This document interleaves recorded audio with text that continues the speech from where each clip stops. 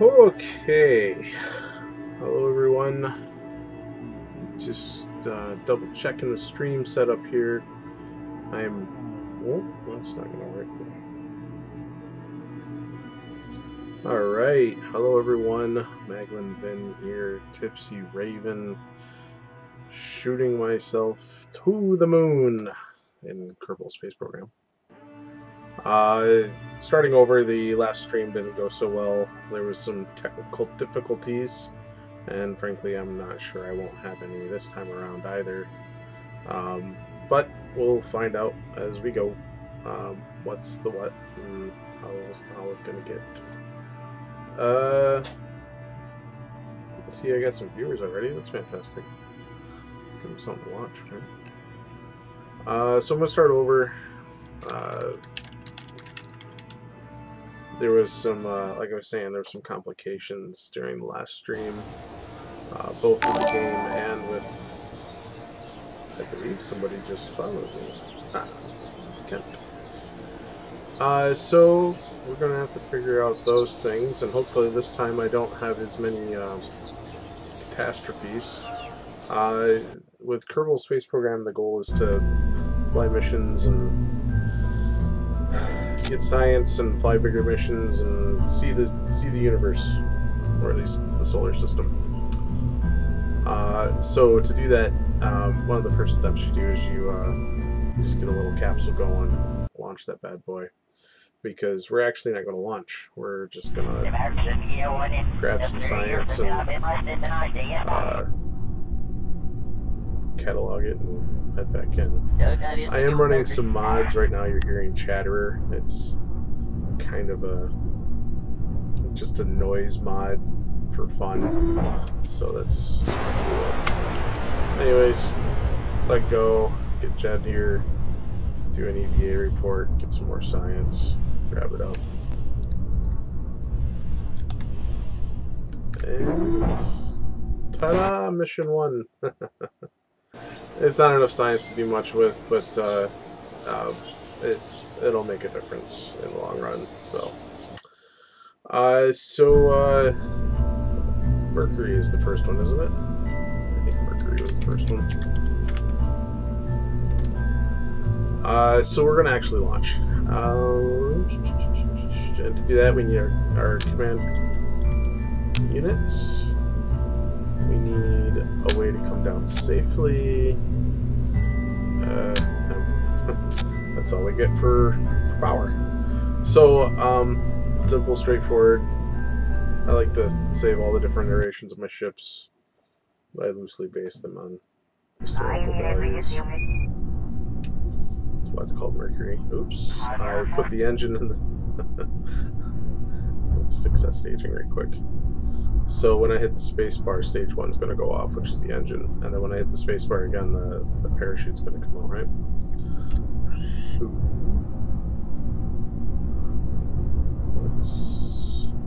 I'm also going to turn on stability assist. So SAS. And that you press T to do that.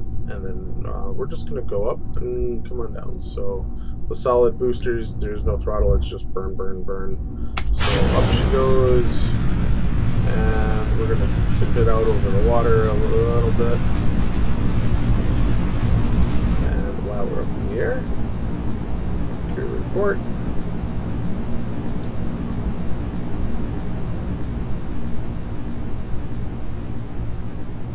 And get a nice little... We're going to get up to 20,000 our first launch. So we're still climbing. I'm going to go ahead and use some time warp mojo. Now, when you're inside of an atmosphere, this is actually physics warp. You want to be careful about that because you can actually cause the game to glitch out pretty bad. Starting to fall again. I think what we'll do is see that little reticule right there on the gimbal ball. That's the retrograde, and that's going to let us know which direction we're falling in. And this has stayed safe the entire time. So you know what? I'm just gonna go ahead and shoot out. Looks like we'll get a water landing. I find water landings to be a little bit safer.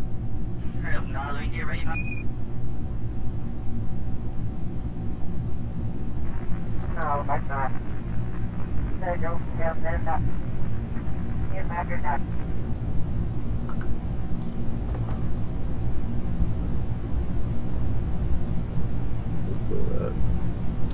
This parachute's open at 1,000 feet. It's falling pretty fast, but it's not like we have any technology. I've had hobby rockets go higher. There we go.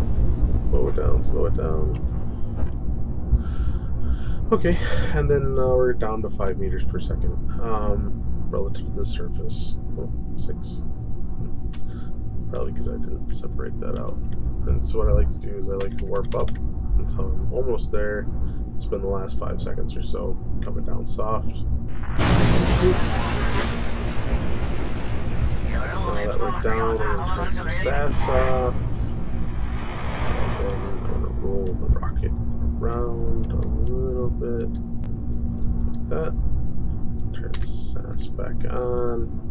Do an EVA with you. Let go. Get a report. Andy. Grab. Board. And recover. So there's mission 2. Well, mission 1. And we get 23 science for our trouble. Which is great. Or was it a total of 20? No, we got 20 science for our trouble. Which is great. Because we got to get... Oh, look at that. No, not much choice in the matter. So 13 is not enough to do our next step. But we did get some additional technology. So, Mercury 1 is no longer true. It's now Mercury 2. And the reason we're doing that is because we actually have fuel tanks to work with now.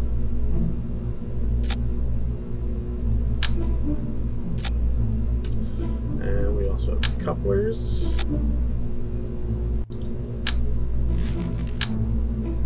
And a slightly bigger booster. And we also get access to sciences. And when dealing with science,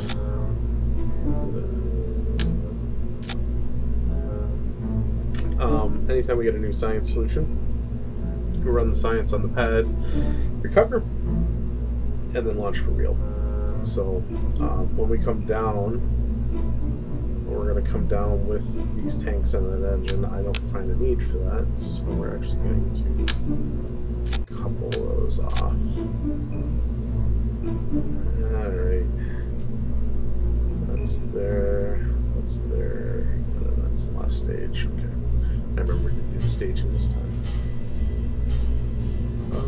So let's save it. Launch. No,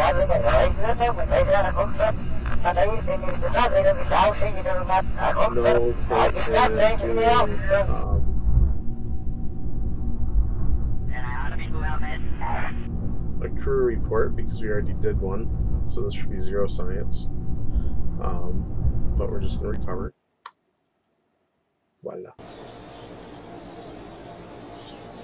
And that actually, that'll bump us up. We'll be able to get another tier of science pretty easily. So we'll grab that right quick. Gives access to some parachutes, some heat shields. Gives us the service bay? No. I'm also running a mod for life support, so I can't just put a Kerbin in space indefinitely. Where is my... I don't remember where my service bay is.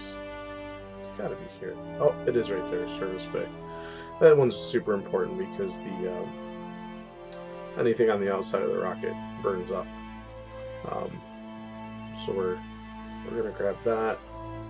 bounce out, and back in here,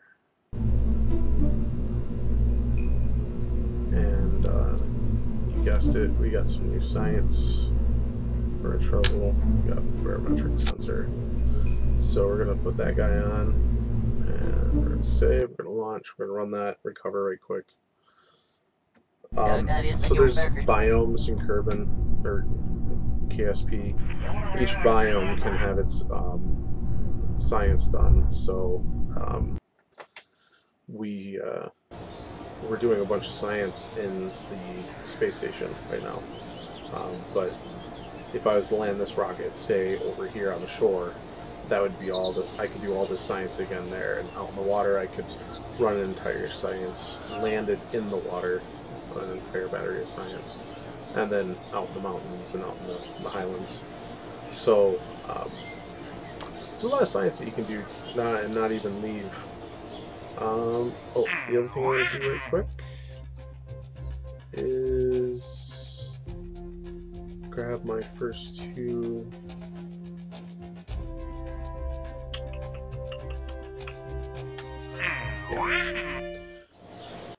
Because this rocket's actually going to be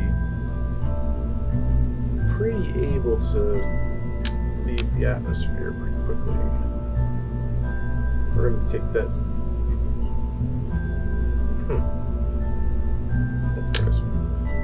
We're going to go ahead and put that guy on here. You know what? And I'm going to put the heat shield on too.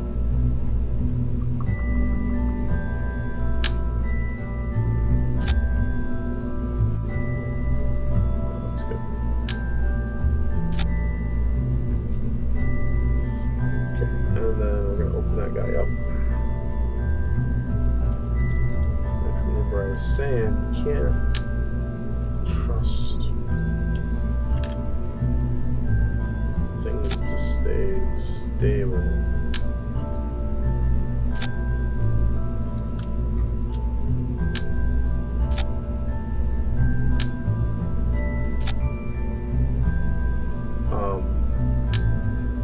On re-entry.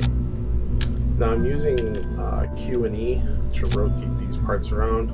But you can also rotate them a lot different axes using WASD. So put all the science in there, close the doors up. Now those will be safe inside and protected by the heat shield. Okay. So that's good. And we don't have a lot to work with. This rocket might leave the atmosphere. I don't know. It might.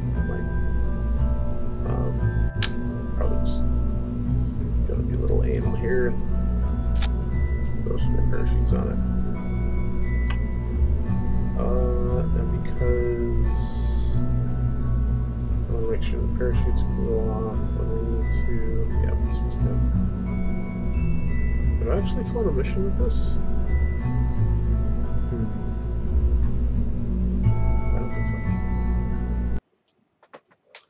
Alright, Mercury 2. Leaving the atmosphere. Yeah, wishful thinking. No problem.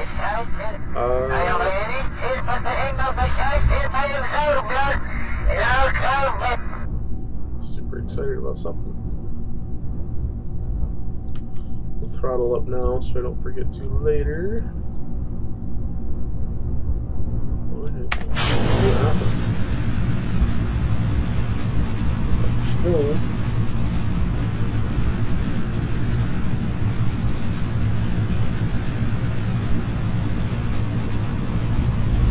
Go Mercury 2 indeed.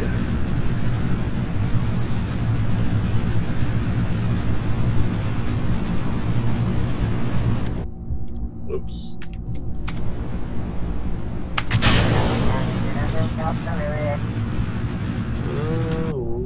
Might leave the atmosphere.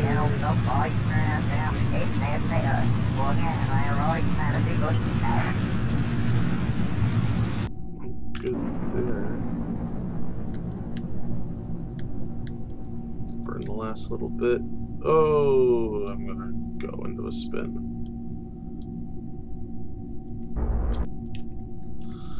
Okay, good enough for me.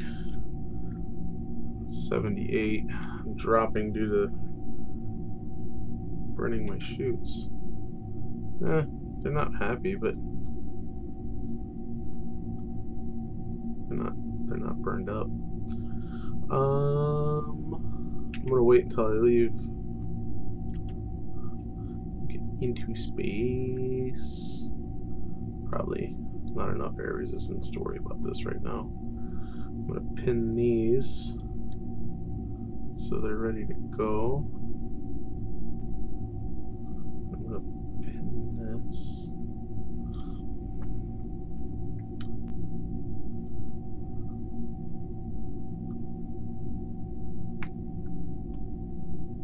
My time and space is so short, I want to make sure that when I do get into space, I can run all these science things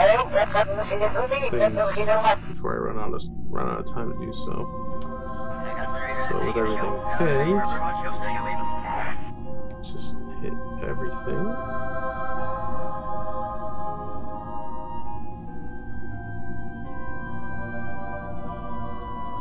Okay, and then close the doors up.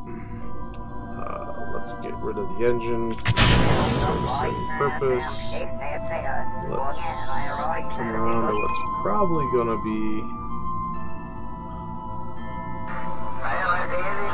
70,000. 70,000 is when you leave the atmosphere for Kerbin. So, and that's the reason I was bringing up the map, is because I took it up to 80, 85, and air resistance caused me to lose 7 of it. So I ended up going 8,000 meters higher than the edge of the atmosphere.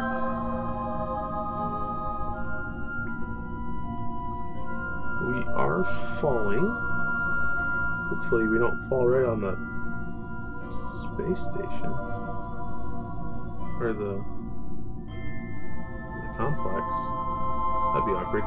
So in the new version, if you crash into the buildings get destroyed and you have to repurchase them. So super fun. And we got our first milestone, which is,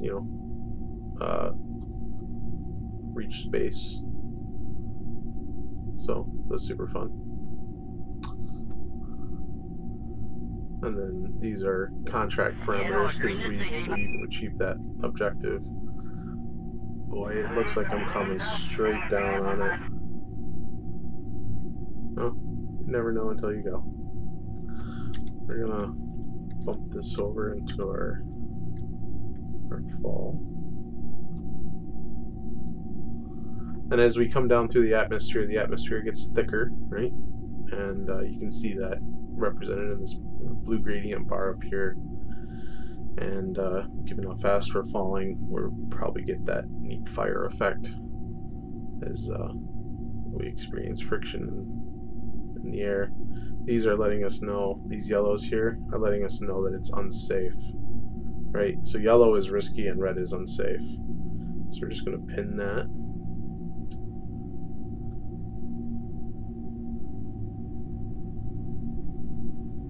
Oh, I'm not coming down on the space station. It looks like I'm going to actually come down on the landmass.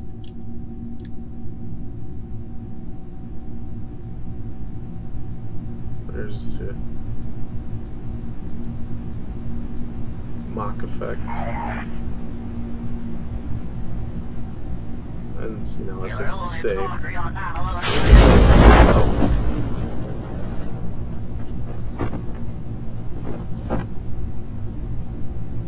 Well, we're not going to be in the Highlands.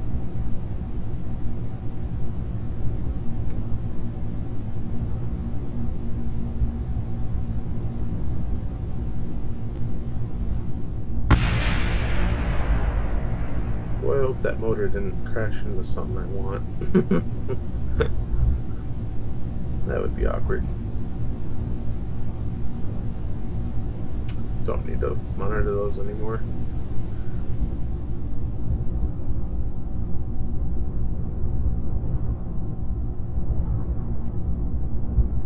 That's too bad.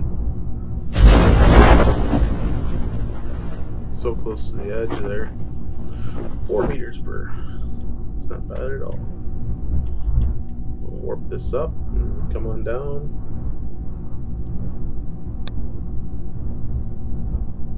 Here we go.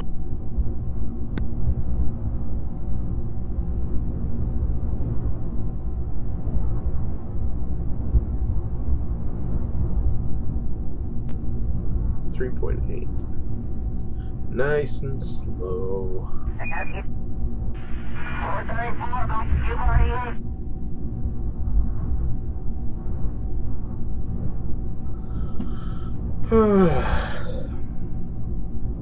The waiting game. This is the part about Kerbal that sucks. Is you know that this thing's safe, but you gotta get it down. So we successfully flew to space. So the next step is orbit, right? And getting orbit on our third flight is decidedly not historic, but could be fun. So we're gonna try. Depends on how much science we get for this. Alright, let's turn around. Oop. Okay. Back it up.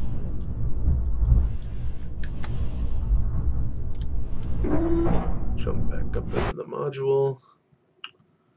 Pick it up and do recovery. 66. Wow, that was a fun run. And plenty of money. We can pick up another mission.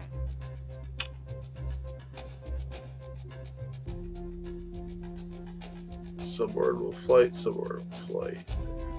These missions are good for money. There's no science involved in them. So this is a single mission. I can't really do these until I pick up a crew unit.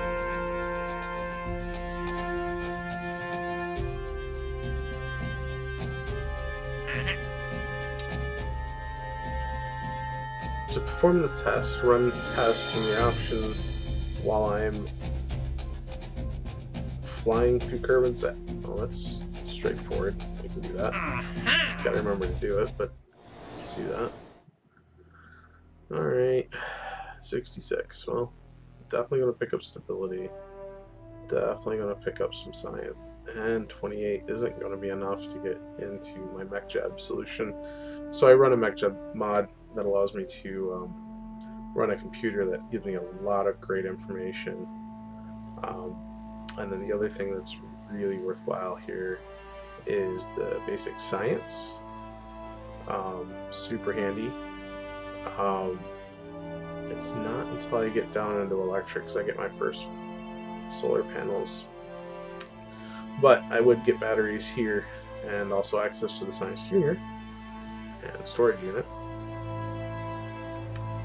I'm also running remote tech, so probably put together a satellite network in a different stream.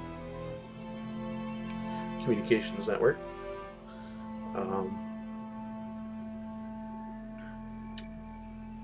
I'm also running Kerbal attachment and some other mods that make it so I can build things. The last big mod that I'm running, I haven't been able to play it since years ago, is all the way down over here, I believe. Nope, it's...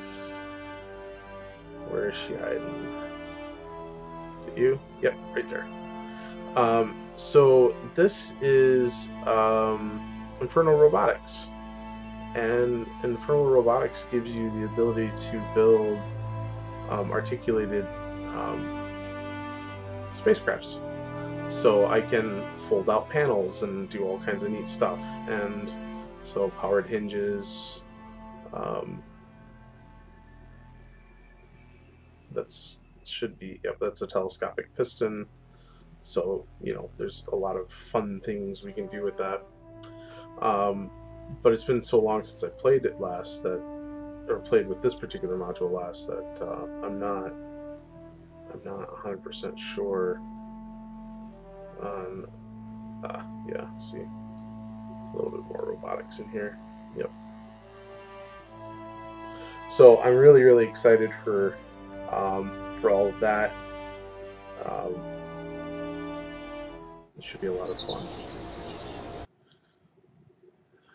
So we need to go orbital.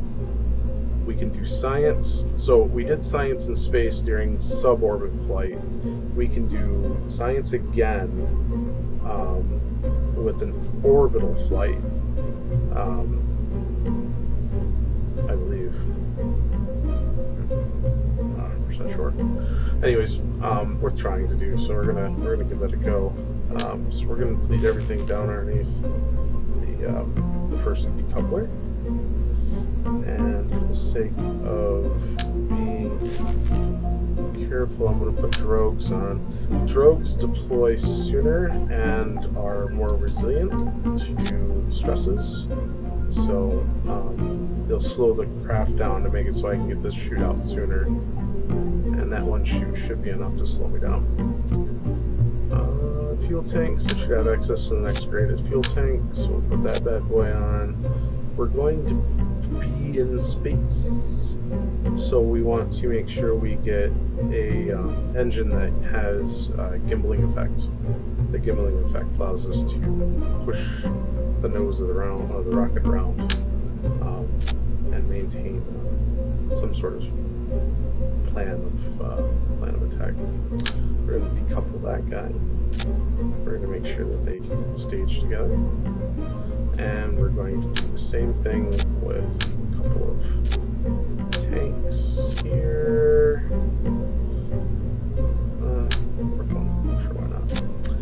And we're going to put an atmospheric engine in. And then we're going to throw on a decoupling solution. We're going to put 2 of them on. Don't want to push the rocket too hard. Put some backs on here.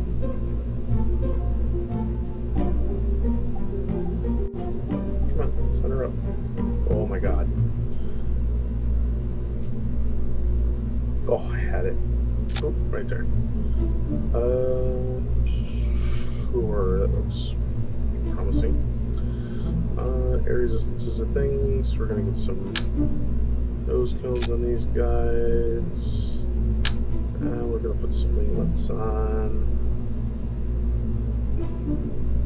This time we're going to put 3 of them on. Boop. Sure, why not? Looks like it'll work. And so those engines go, they break away. That engine goes.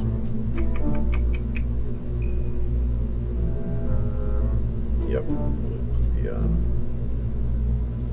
leaders on there. Missing anything? I don't have any. No, all the same signs. See, yeah, there's this robotics group. I'm super excited for that. I've seen videos of guys build entire walking robots and whatnot. It's super fun looking. I use it to make my moon bases so that the modules can raise and lower, so the docking ports actually line up on irregular terrain. This is technically Merc 3, although they didn't do orbital flight with Mercury, did they? I don't think they did. Yeah, they did resource.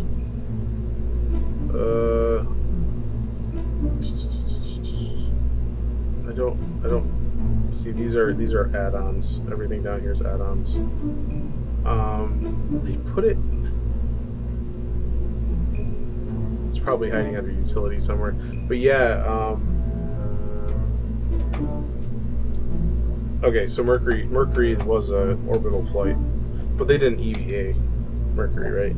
That wasn't, I don't remember. I know Mercury, I remember Mercury, and I remember Apollo, but I don't remember there was one between. Anyways, doesn't matter. We're gonna go for orbital. So we're going to, what we're gonna do is we're gonna launch. We're gonna go straight up on the solids, and then we're gonna start to tip over on the the second stage, which is the solids of the first stage. Tip over on the second stage to make our flight path less up and then down again.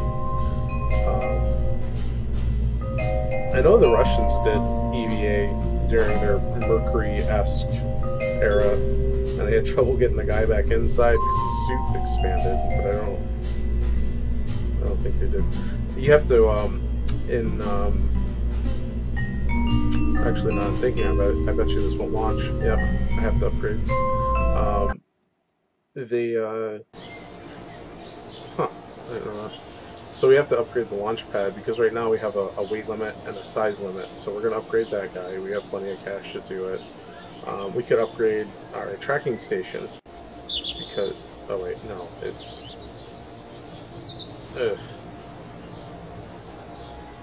what is it that gives you, it must be a second upgrade of the tracking station that gives you EVA power. I know that you can't EVA until you upgrade something. I don't remember. Alright.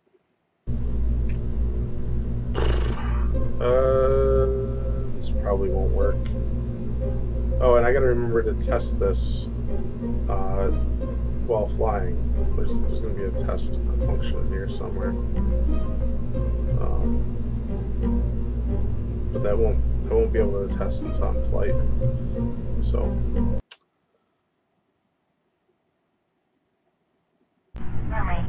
oh, I thought Gemini was after Mercury. I thought Mercury was, oh no, Gemini was the Redstone. Didn't they call it Redstone, where they had the Germans who were designing the rockets that kept blowing up. My history is no good.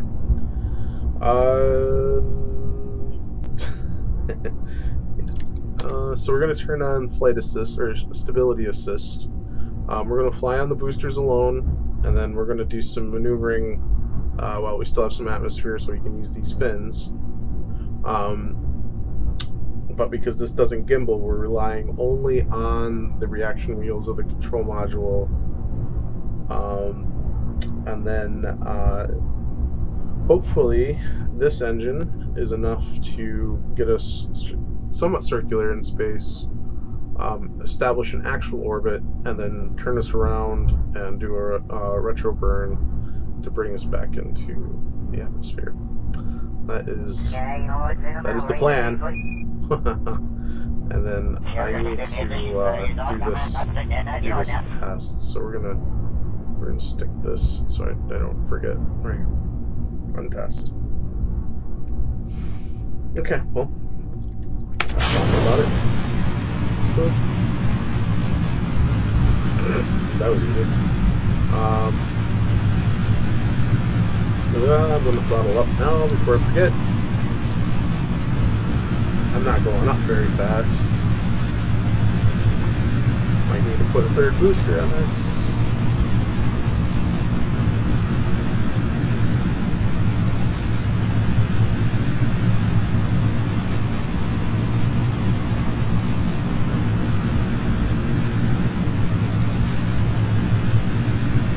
Without articulating wings, I don't know how well my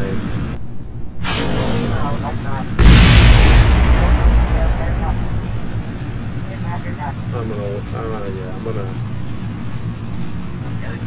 get this up into space here. So X on your keyboard kills your throttle to 0. So I'm gonna get this up to around 85, kind of like our suborbital flight, right? And then I'm gonna hope. Wrong way. Nope, that would be the wrong way too. Crap. Go over.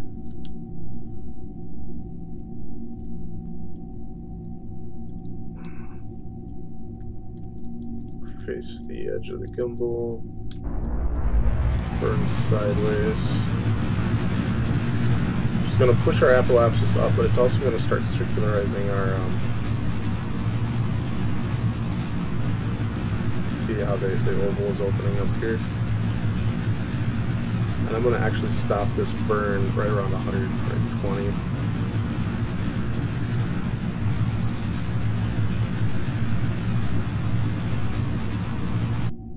Ooh. Uh-oh. Well, that's interesting. I might not have enough fuel to do this. By the way, I definitely don't have enough fuel in that stage. Stick this open. Wait for apoapsis. Put it on the horizon. Apoapsis at 97.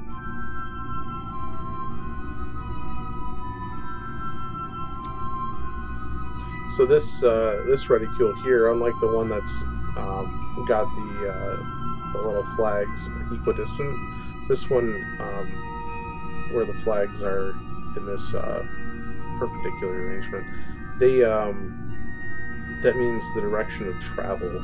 So if you burn with that, you are just boosting your speed in that direction. If you burn outside that, you are not. So we're gonna just ramp that bad boy up. Gonna go until I got my finger on the X key. So I want to make sure I have enough fuel up and down.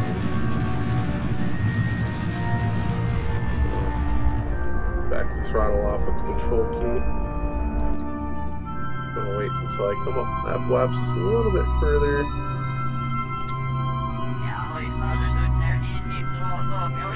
Put it right on the horizon again.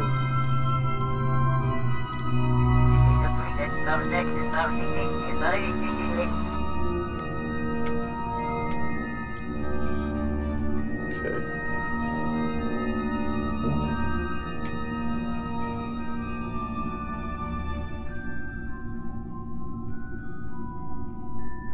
All right. Let's keep an eye on this. This rocket probably doesn't have enough delta to get it there. It might. I'm almost there. We'll wait for apoapsis again.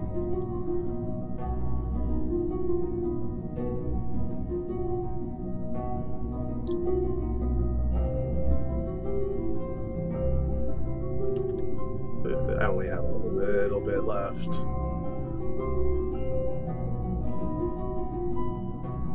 Yeah, I'm gonna go for it. I'm only need a little bit to, but if I burn it all, getting to the 70, I won't have anything left to retro down into the atmo, right? So I'm gonna wait until I hit apoapsis, because I don't need to go any higher on my apoapsis. I just need to get my periapsis out where it needs to be.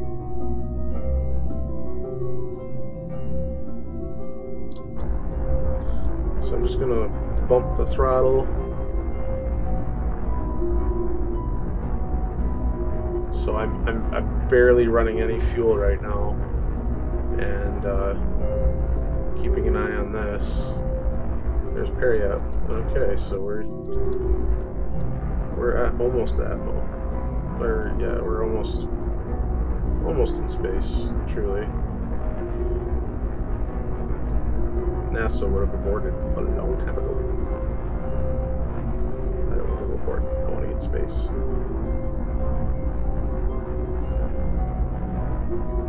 Only got 10 more to go.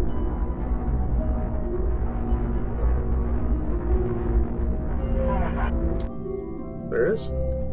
We have orbit. And there's our contract. All right, we got our milestones, and our contracts are satisfied. We're gonna open up this this bay here and make an observation. Now, last time I did this, yeah, see, space near urban, it doesn't care that I'm in orbit versus suborbit, which kind of stinks. I'm actually going to reset this because it's not worth it to do it. I'm going to hold on to that until I land and hopefully be in a different biome. But I did get orbit. I am going to do a crew report. Nope, I'm not going to do a crew report because it's the same biome. We're going to flip this bad boy around.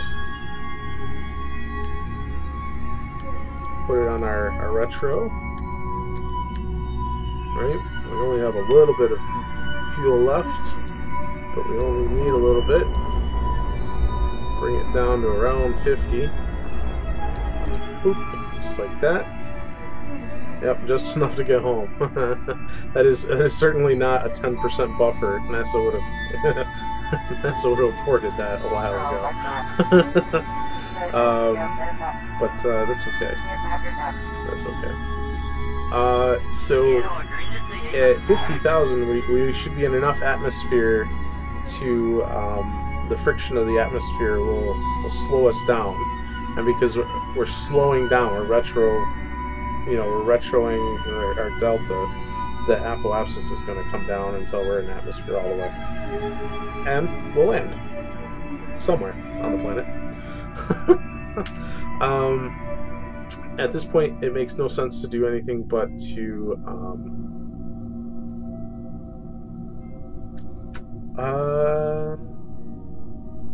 I kind of want to just think about using the last little bit of fuel before I dump it, but at 50,000 I should have enough atmo braking.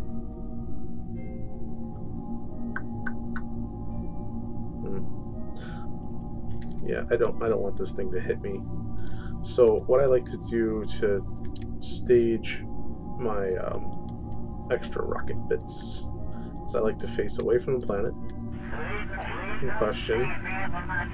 I stage it, which sends it away from me, right? So it puts it on a completely different trajectory than I'm on.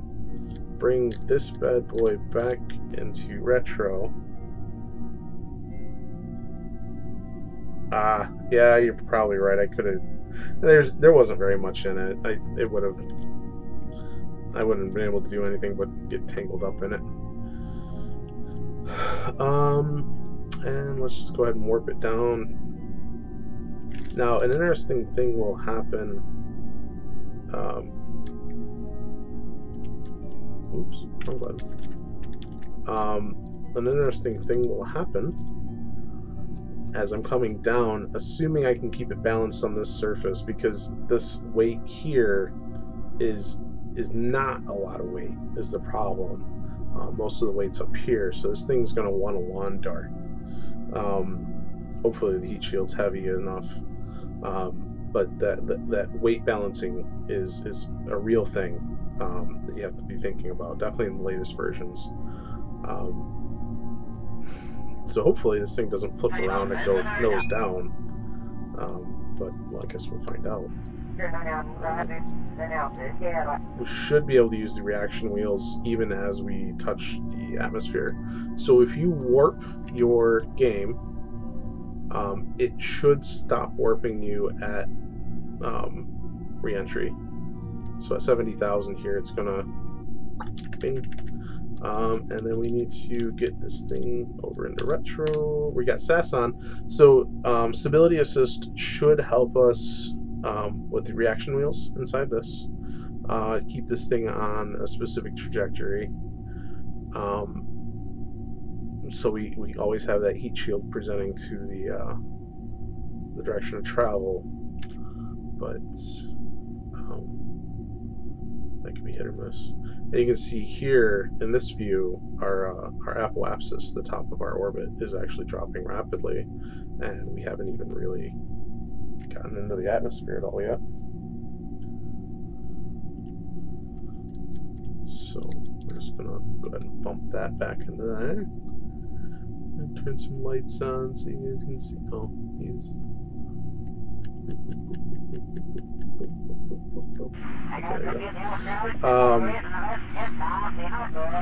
Completely useless roll maneuver. I turned the lights on so you guys can see that. Because I bet the view is kind of dark. I'm landing on the dark side of the dark side of the planet for whatever goofy reason. 110, 49, and that's the reason I set it to around 50 is because as you come through the atmosphere, approaching your periapsis, the atmospheric braking effect will not only lower your apoapsis, but it'll lower your periapsis as well. And I don't want to come in too tight to the planet. That'll just cause me to burn that heat shield up too quickly. Now, in KSP, they are really forgiving about this heat shield. They make it work. And if we can actually get to it, and we might actually be able to do a mission, a flyby mission of the moon, which is the objective of the stream today. You'll see a very aggressive atmosphere braking, and the heat shield will barely use 50% of its capacity. Let me get back in. 4698.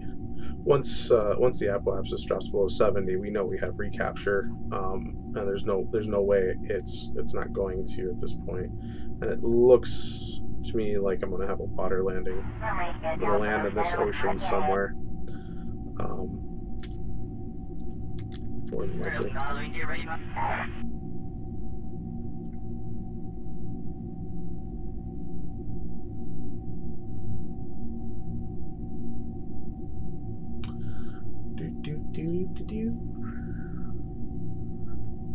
And it might actually be daytime when we get over there. So splash down in the ocean, we're going to be able to run this entire battery of science and a crew report. I haven't done a crew report while splashed down, so that'll be good. I am going to pin my chutes so I'm aware of what they're up to. You'll notice they both say unsafe right now. The drogue deploys a lot higher than the standard chute because it's not designed to land on. It's just designed to slow you down. 71, 70, and bang, we have recapture right there. And as we we'll chase that periapsis all the way around, but it's eventually that apoapsis will come up right behind us.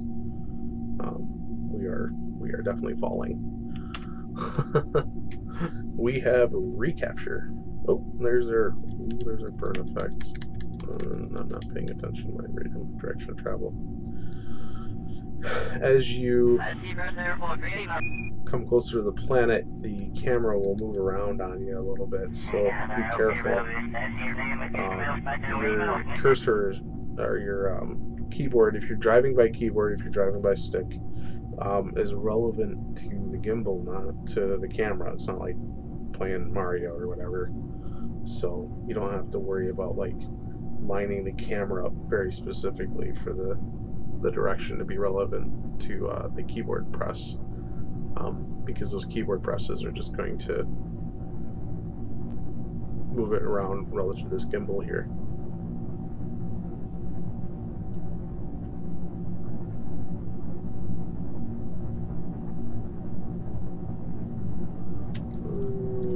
Represent.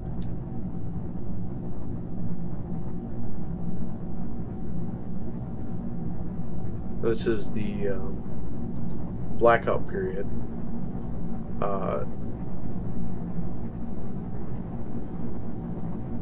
When this ionization, is that what they call it? I can't remember.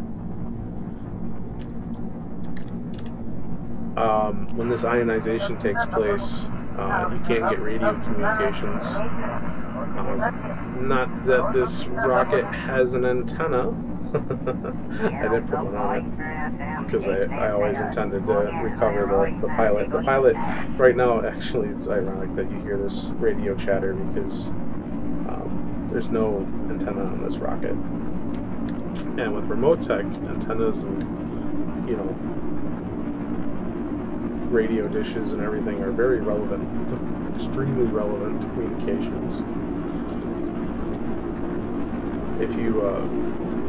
If you fly an unmanned craft, a robotic craft, lose sight of the space station, or the ground station, you go out of radio communication. And you see this right here. This represents your control delay. So if you're all the way out at Duna, Mars, there's like a 30-40 minute delay here. So, you know, you want to be careful about sending commands because they take a while. You see there, I'm getting some effect. Resistance of the atmosphere coming down through it. Still unsafe to bounce either shoot at. Whoa! I want this to drones before I do anything. Just keep controlling the drift as we burn down through. You can see here the heat shields right around a quarter used. I believe the drogues become useful just under 1,000 meters per second, and then the main becomes useful just under 500 meters per second at the surface. But I can't remember that. I can't remember exactly.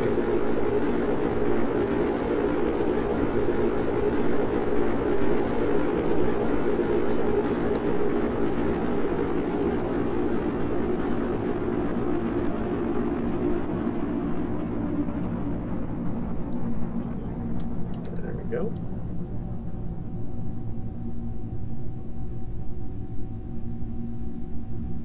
Everything's still unsafe, because we're still moving pretty dang fast.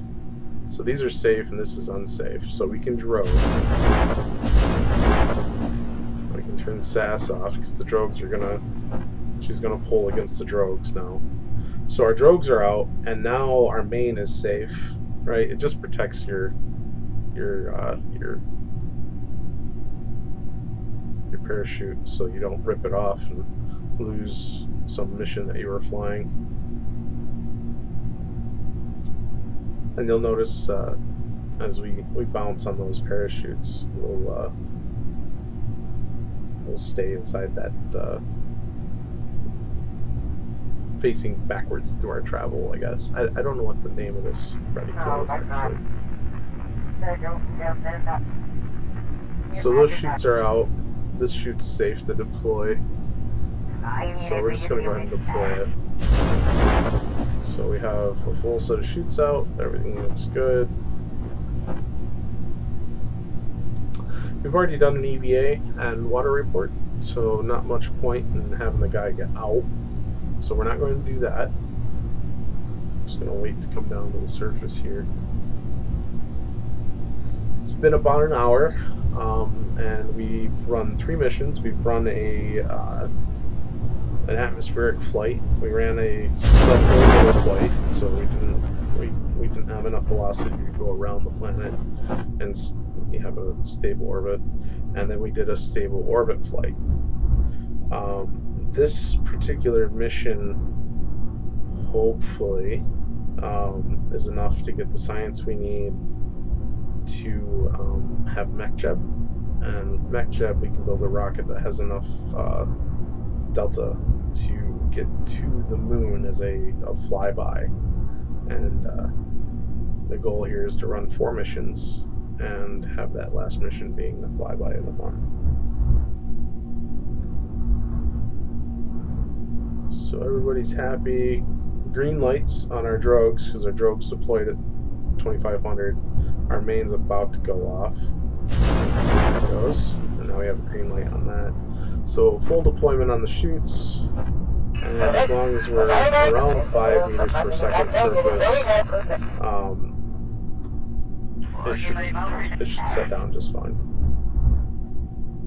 So with that done, we're going to go ahead and speed up time here with the physics warp.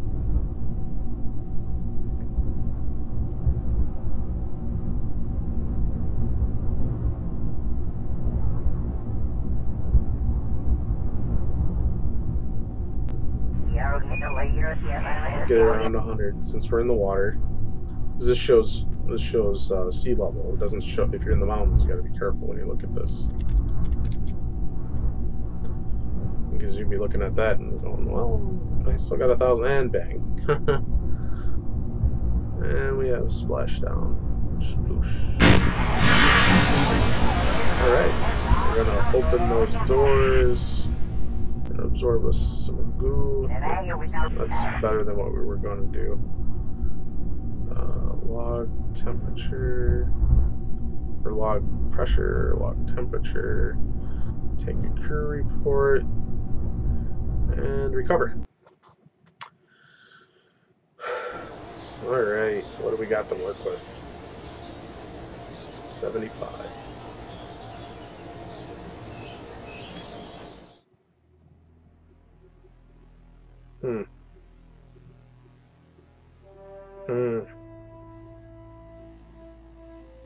That ain't gonna cut it.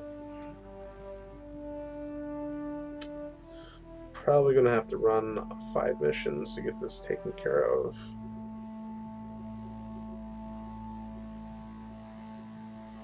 I only need 20 more, and I get access to the Science Junior. So we're gonna do a high orbit of Kerbin with all the science, and that'll give me all the science platform, because 30 ain't enough. So what we do,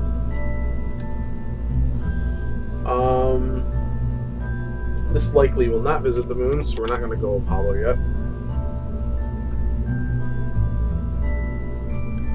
And we're going to take the heat shield down, making room for the Science Junior. Put you on.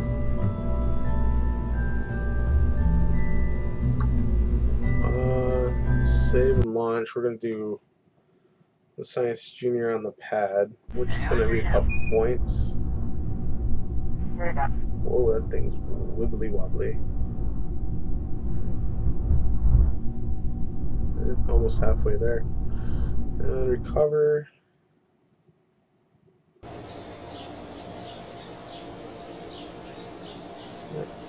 Next. I could run the same exact mission and probably get the Science Tuner. Give me the science I need.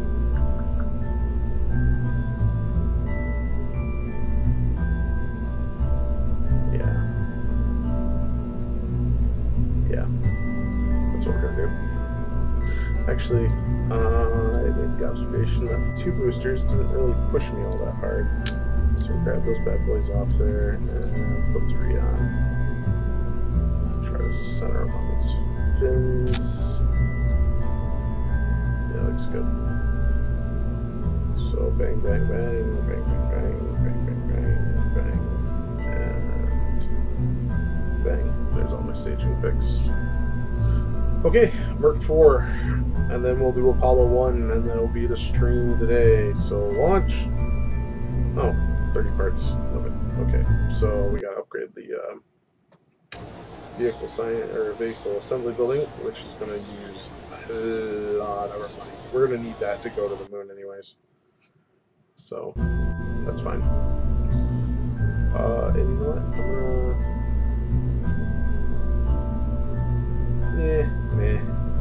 Bringing the guy back. He can fly the rocket. Save and launch. So Mercury 4 is just to bump us the rest of the... Oh.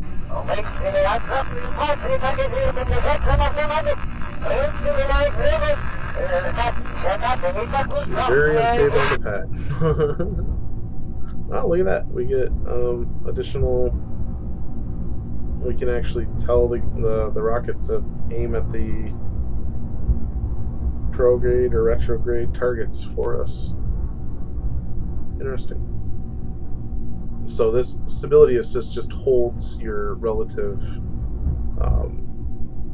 and then these 2 would hold you center on those targets. So kind of cool. Let's have a flight. Whoa! is wibbly wobbly. She is unstable.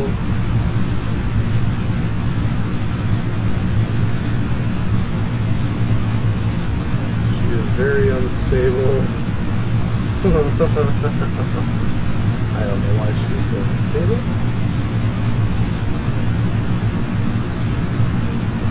Turn this around.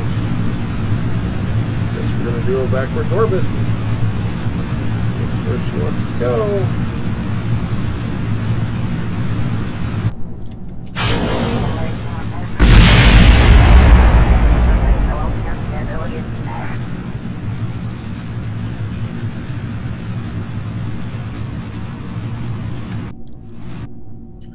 Okay. I don't know why it did that to me. I want to aim for prograde. Okay. Heading 322, 323. Well, we're going to get a weird inclination on our orbit, but that's fine. 91,000. So 323, we're going to go ahead and drop that down. And get it. Oh, no, no, no, no, no, no, no, no, no, no, stop, stop, stop, stop, stop, stop, stop, stop, stop, stop, stop, stop, stop. Whoa, whoa, whoa, whoa. Forgot I had it set on. I need to get this burning. Collapse this.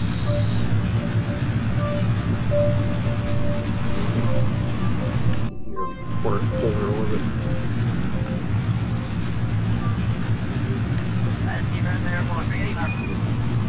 Sun horizon.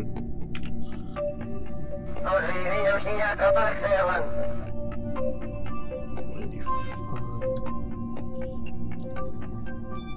I'm in space, so observe. Boink. That's the science we needed. Alright. Let's get this thing circular somewhat.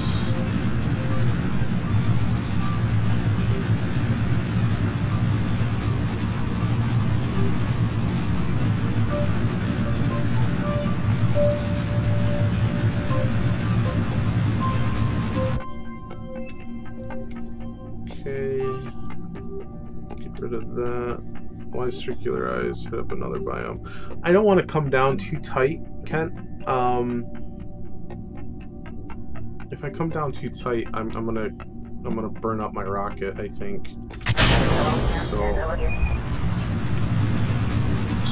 just trying to circularize it a little bit. Because right now she's just dropping right back out of the planet, you know. If I can do this, I can end up in these highlands maybe or something, I don't know.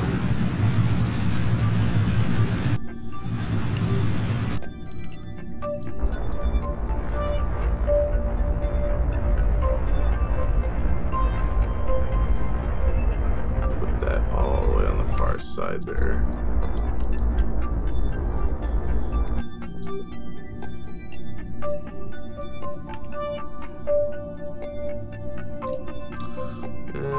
Turn it retro.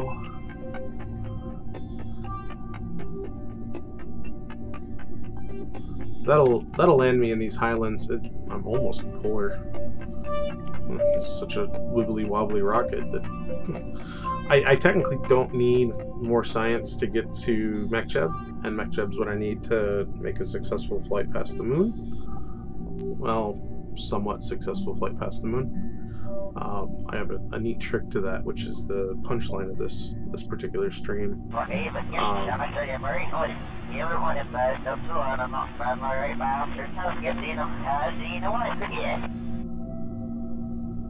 Yeah, that'll shrink down. I'll land somewhere in here, I think. I bet you right on the edge of this mountain range. That's where my money's at. It's right on this edge of these mountains, right? Whoa. These mountains right here. That's what I'm thinking. Okay.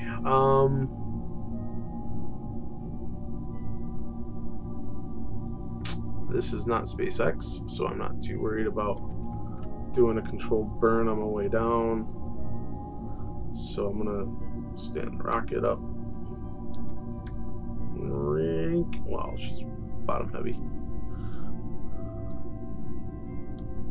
SAS to interrupt the motion. Don't forget the clues.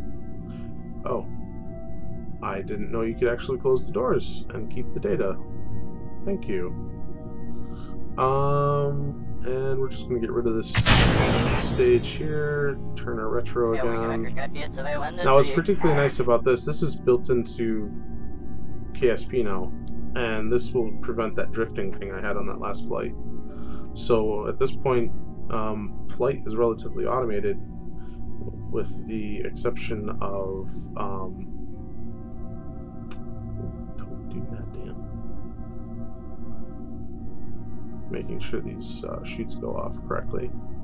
Now I can use the staging to launch the chutes, but I prefer to have a little bit more control over. Okay, well, everything's set up. Let's just. I have no engines left. I got rid of them all. I didn't know you could close the doors in the Junior. That might be why I kept blowing up Juniors. Appreciate the heads up on that. Alright. Oh, it's so nice having that. MechJeb does a lot of that stuff too, but having that really makes a difference. We're going to do an accelerated return. Oh, I'm going to land in the water. Look at that, Ken. I'm blew past the landmass. Boy, I wish I kept that engine, huh? Oh, something just blew up.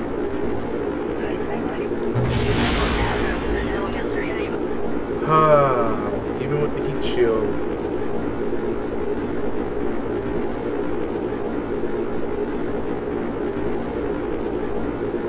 That is the heat shield. I closed the doors on the Junior and I lost it, dude. Why did I lose the Junior?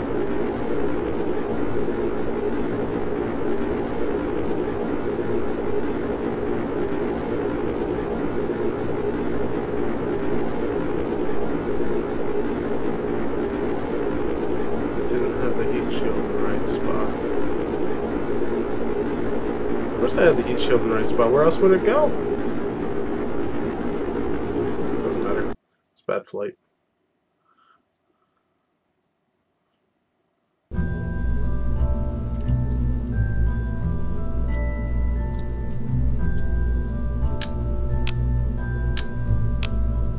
There's the heat shield. It's under the Junior.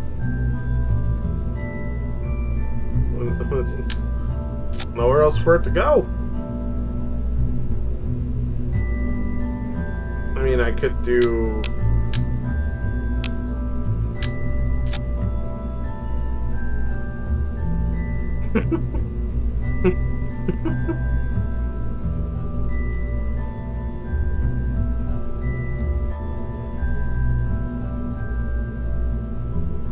Shroud.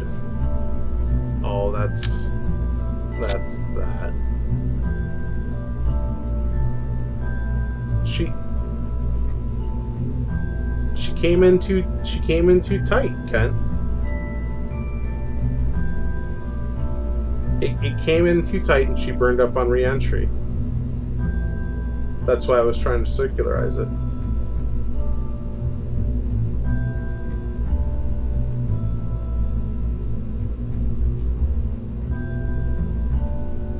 I have to slow it down.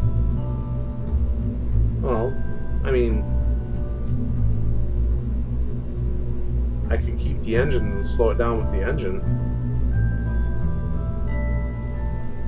But if I slow it down with the engine, I have to decouple the engine at some point. At which point I could crash into the engine.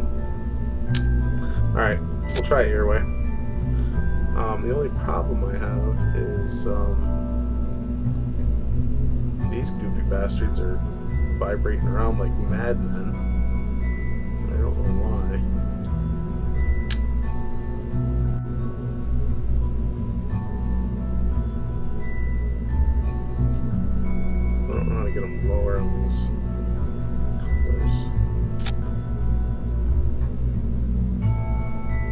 don't have struts yet.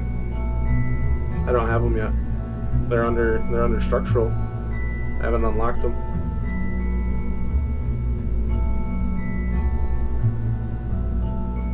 It's just gonna be wibbly wobbly. I only have to get into space to activate the Junior, and then once put in 2 releases. Does that actually work? I don't think that works, Ken.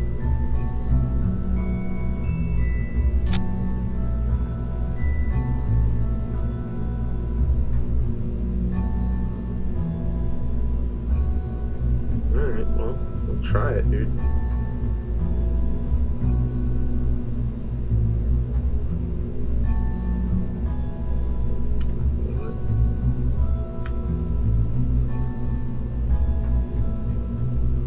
Going to run the small science on the ground wherever I land, assuming it's not the ocean. I'm going to run this the second I get into...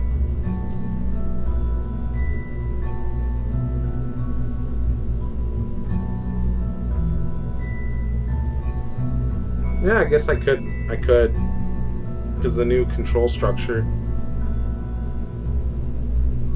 This is a gimbaling engine, isn't it? I'm pretty sure this is a gimbaling engine. Alright, yeah, I'll just go straight up and straight down. Well, I'll let it wibble me over the oceans next to the Space Center. Alright, good enough for me. Save, launch. Presuming our top and bottom decouplers even works. Throttle all the way up. And turn SAS on.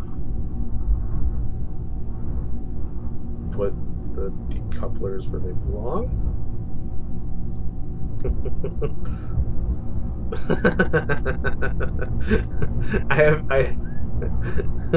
Yeah, Ken.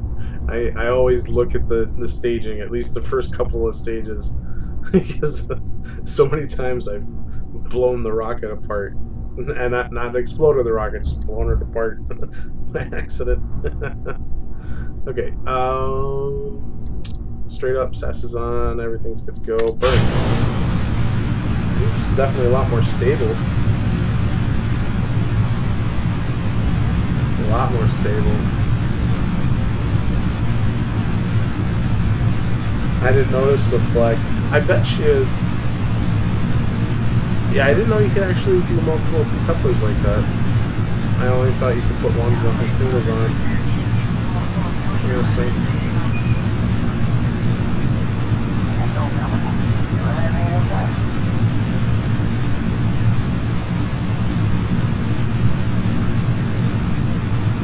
Hey, up she rises.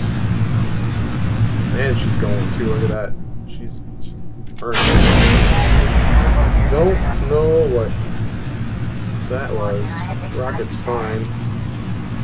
Apoapsis is way up there.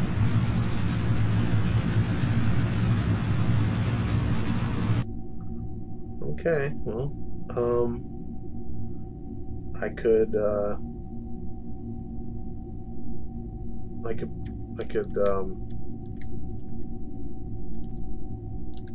go over this way, because I'm going to save that gimbaling last stage to do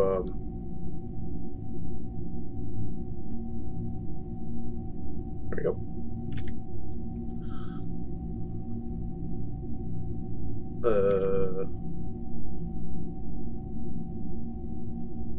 Probably need to be closer to.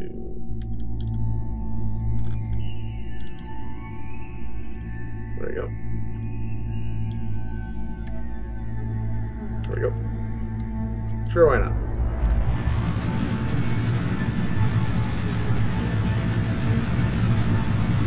Set up here into this landmass, this Africa-looking bit.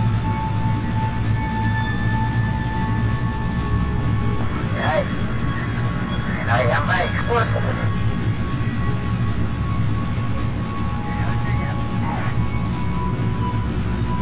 Actually, I could land in the holes.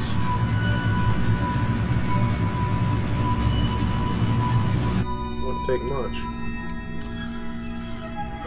Alright, killed the throttle, stage that off. Let's put this on the screen. Save the fuel for re-entry or use it to land somewhere other than these mountains? Kent, what do you think?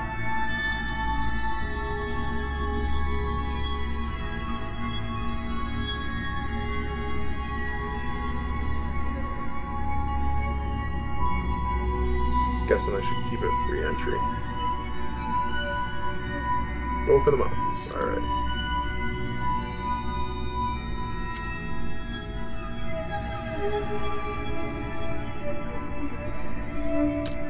Hold it for re-entry.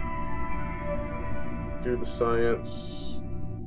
Science is good. Close the doors.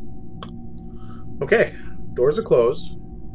And we're going to use the rocket to slow us down so we don't generate as much heat on re-entry.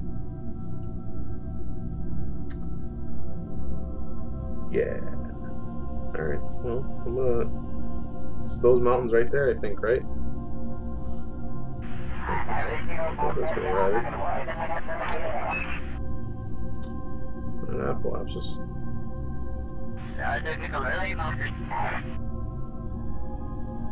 Flip over and release. Release what? The rocket? Well, we're going to use that to slow down. We can't release. Releasing now would lose us our rocket when you're done. I see what you want.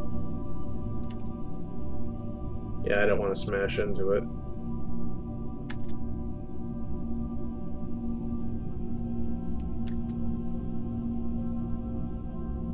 What are you? Oh, you're the Space Center. Saw the red dot on the gimbal. I was like, I don't recognize that. We got a new viewer we didn't have before. Welcome to the stream. I don't think they're in the chat though.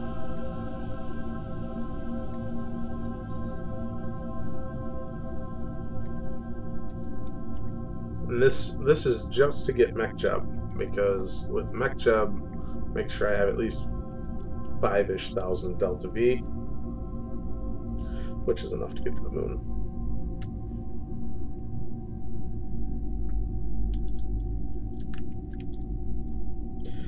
If I start burning now,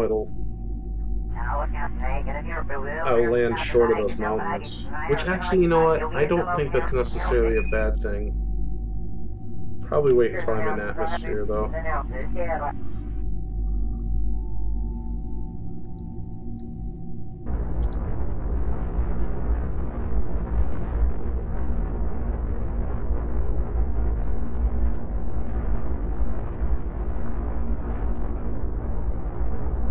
Yeah, I started the slowdown count.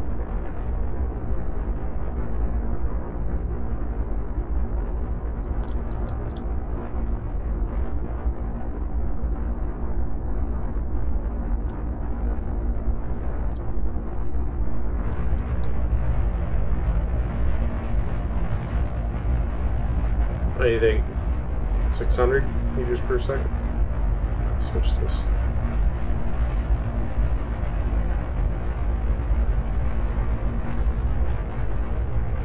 600 is probably safe, yeah.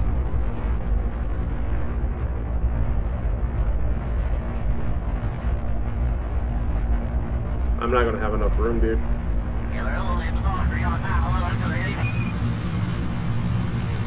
I'm not going to be able to do a maneuver where I flip it and flip it back again.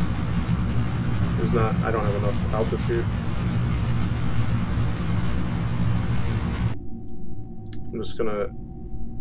I'm gonna separate, and I'm gonna put the drogues out.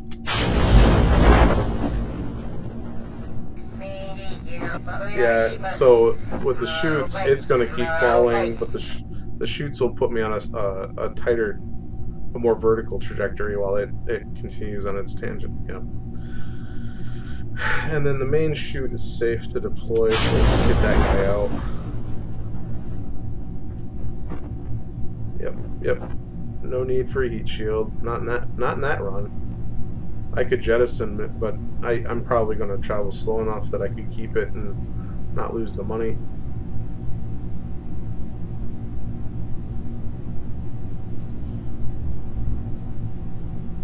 And then once we're landed, I don't have ladders on this. I'm going to have to do 2 recoveries because I'll recover Jed and then I'll have to recover the rocket, which is fine.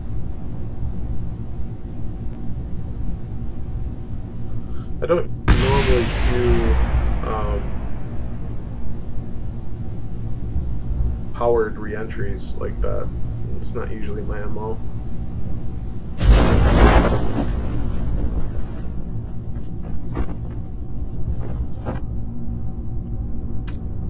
And we're about 200-300 off sea level because you notice that our drogue's open before 2,500. So this we're only going to get to like 300 before we're on the ground. So our main chute, 600 above sea level.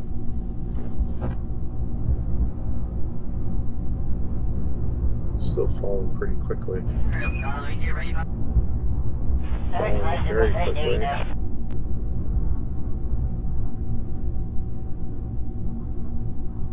I could jettison the heat shield. That'd slow me down a little bit. It's only a couple hundred. Get rid of it. Yep, there we go, 6s. Let's get rid of that weight. Turn off SAS. Don't really need it. Obliterated itself on landing, so don't have to worry about getting tangled up into it. 7 is a little fast for my tastes, but 6 I can work with.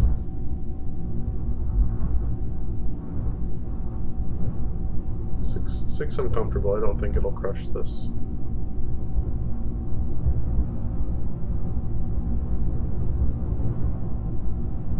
Nice flat landing site.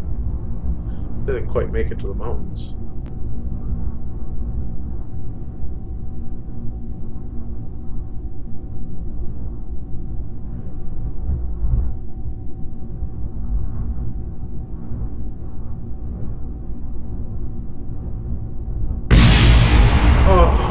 God.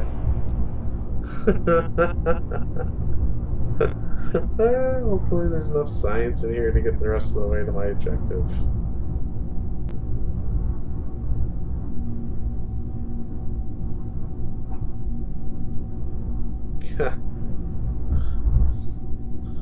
Lost the stupid... Can't believe it. Lost the science module.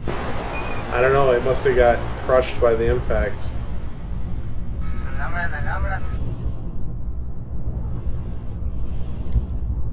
It had to have gotten crushed by the impact.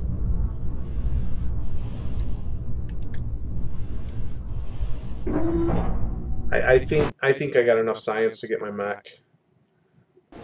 I just need my mech job. Yep, I got enough science. I don't know. I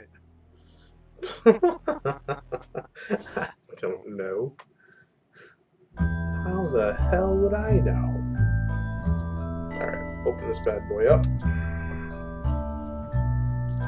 Scroll in. And put command.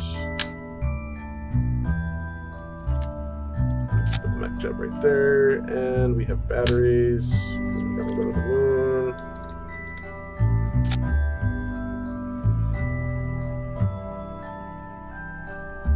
It's a lot of extra weight.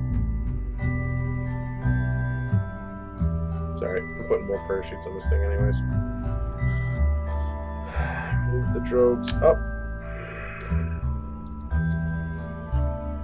Much higher, and put some side mounted shoots on this bad boy. Yep. And my delta V is 4,000. 4,000. Not enough. What do we got for 4,000? 4,000 won't get me to the moon. I need to slightly modify this bad boy. To get me to the moon, it will not allow me to do maneuvers and get back home. Put 4 fins on it and 4 boosters. Add some fuel tanks to... Yeah, that's what we're gonna do.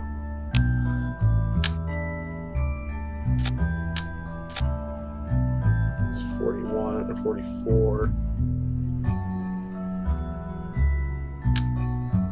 Set those off to one side, set those off to one side, set those off to one side. Put another tank in here.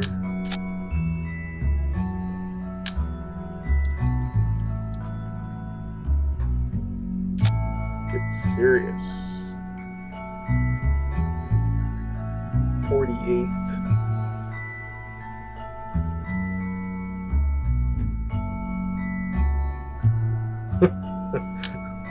Should do it.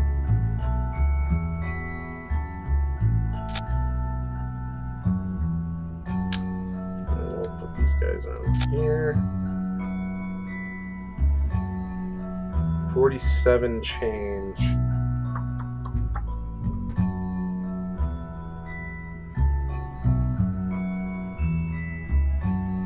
Okay. Apollo 1. And before we launch this bad boy, make sure there's no explore the mun. Fly by the mun. That is the goal. Fly by the mun. I don't like these observational because they sector R1DG. Where the hell is that? Not interested. I don't care about. If I did like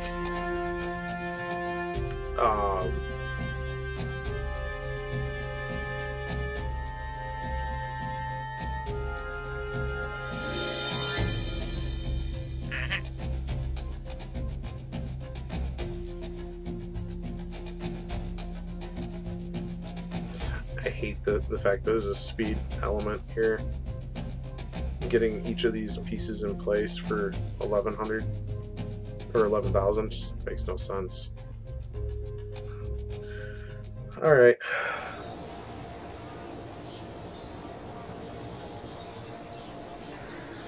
Nothing for it. So we have Mech Gem, which gives us 4,700. Says that we have 4,700 and change for the Delta V. A little less because Atmo. Plenty of thrust to weight ratio. I wish I had some more, but I really want to take science by the moon. I'm gonna need it to unlock some more tiers. Oh, I see part of the problem. Fix that staging. That didn't give me anything. Didn't give me anything I didn't already have.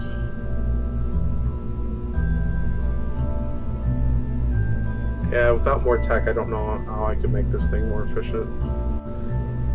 So we're gonna launch. So my trick to hitting the moon, I was watching a stream once, and a really cool cat showed me a trick to hitting the moon, and it is the definition of Kentucky windage. And so if I'm on the top of the planet, if I'm here on that face, that plane of this planet, right, shooting straight up, well, the time it takes for the moon to do 1/4 of its orbit is the time it will take for that rocket to get up there. So the target is perpendicular to the direction my gun is facing.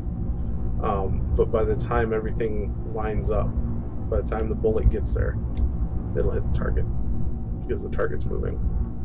So to set that up, what we do is while we're sitting on the pad, and with moon missions specifically, you want to make sure you always hold a battery in reserve, just like that, because shit gets weird if you don't have power.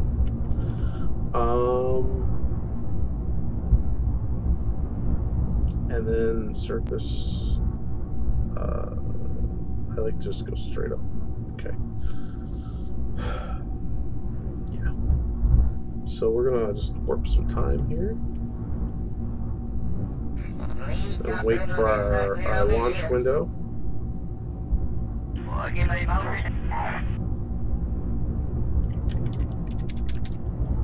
Another good way to know that the moon is in the right location is when it's behind the station. Where the hell did I overshoot my window?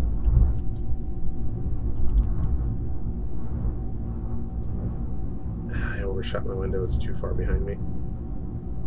I could probably make it work, but I'd rather it be closer. So we'll just warp it again.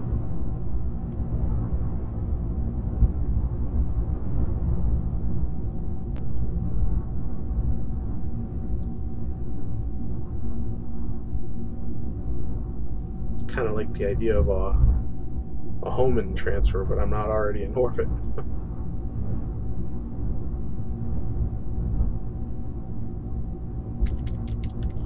So the real trick to knowing, you see there's the moon, there's the station, so you minimize this guy, you get on the ground until you see how that camera just starts to lift up like that. Get off to the side a little bit, and what you want is the moon to just barely hide behind the space station, the launch or the vehicle assembly building, the BAB. So you'll notice it's coming down. And doing it this way, we're just going to burn straight up, straight up, and hopefully I don't need to take like life.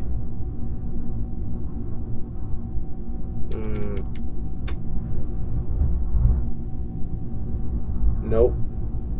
I can't do this. I need life support. Definitely can't. Nope, he would be dead before. He would be dead. I don't need to bring life support back with me. But I do need to take it. Life support supplies. And life support waste.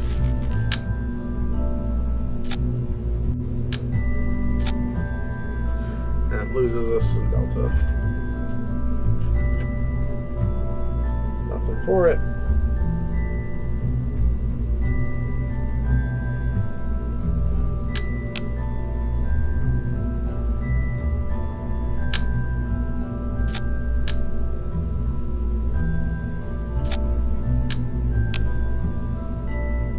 Back. The trick to this is making sure your thrust to weight ratios stay above a 1, because now we're playing games with trying to add some fuel to make up. Yeah, that looks pretty good. Oh, my bottom rocket. That's an issue. Look at that. I need to drop these bad boys down a little bit.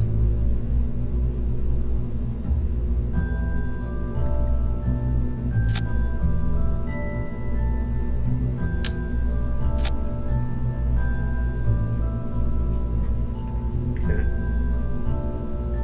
Save that.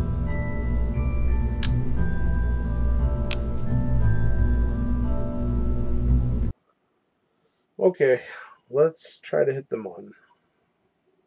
We're not gonna hit the moon. That would be amusing to smash into the moon.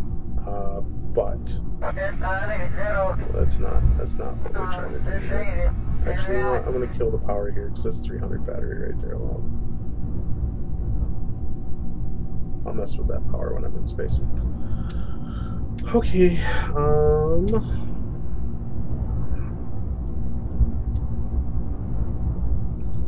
surface up.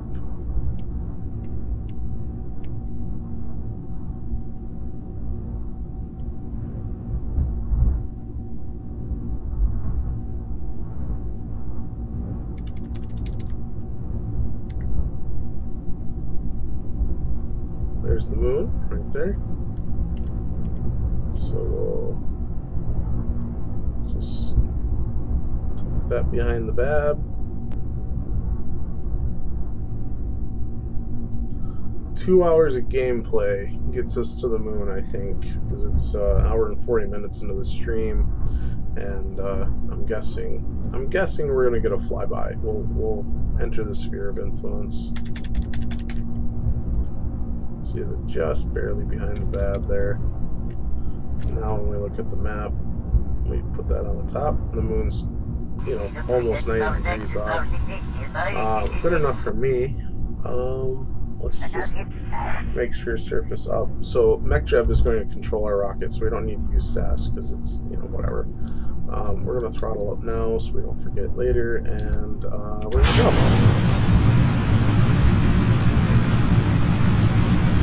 Apollo 1. Try to get flyby of the moon, get some science. Hopefully with a bunch of extra parachutes we can come back down and safely recover everything. The moon is at 11.4 million meters, I guess. It's at 11.4 mm.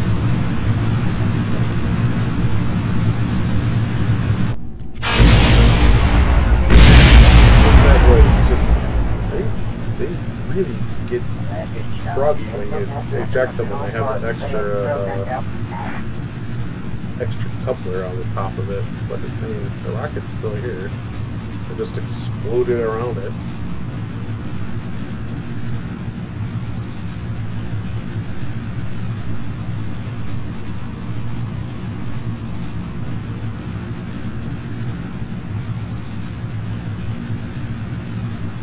So we're looking for 11.4 or so.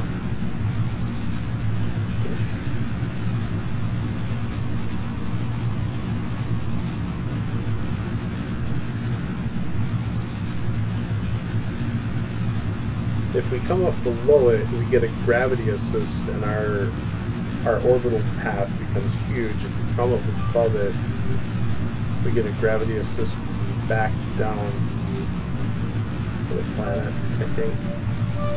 I don't remember. We'll find out. Assuming we can even get that high.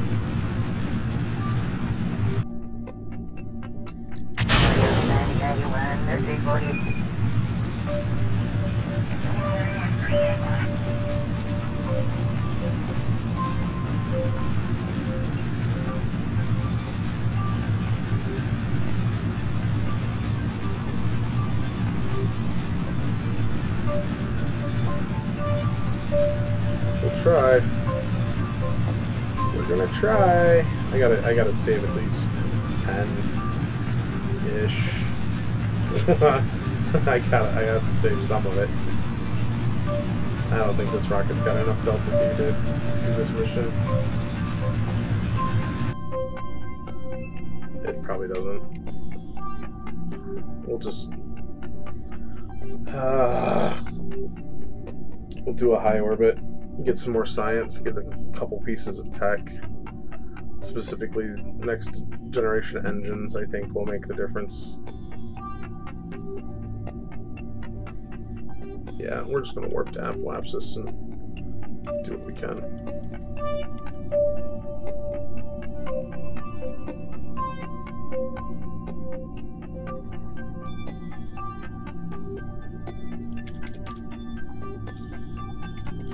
Okay, the other thing we're going to do is surface, and we're going to do pitch 0, execute, and we're going to do a little burn and try to push our periapsis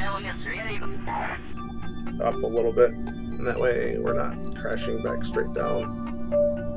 I don't know how much delta V is needed with the realism mod I'm running, is the problem. I think 5500 is what I did before, but I think it was also a question of thrust to weight. Not sure, actually.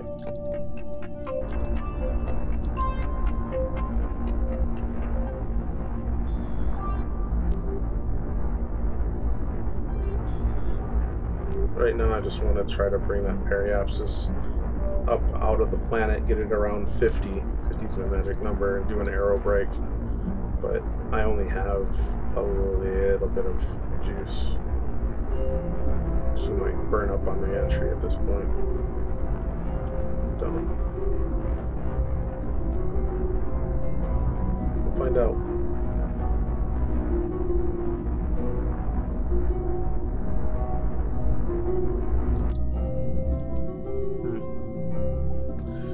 Well, high overcurving. Good. That means we're in a different biome. Observe. Keep it. Close the doors. Open those doors. Observe. Keep it. Log temperature. Keep it. Log pressure. Keep it. Close the doors. Okay. So periapsis, apoapsis is 21 minutes away. We're gonna warp to it.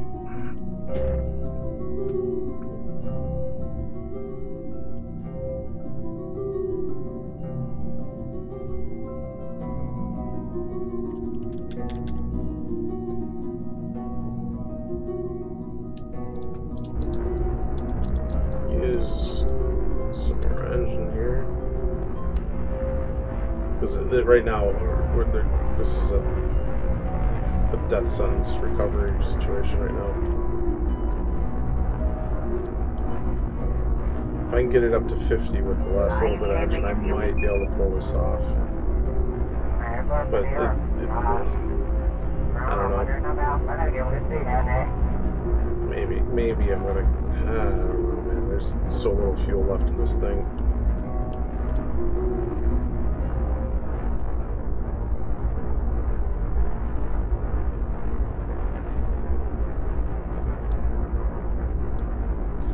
But if I'm at 50, 55, the aero brakes will bring this apoapsis down until it's stable-ish.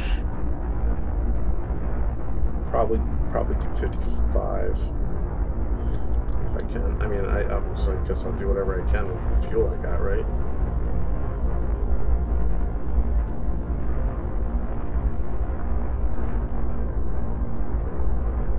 Nope. This is a doomed mission.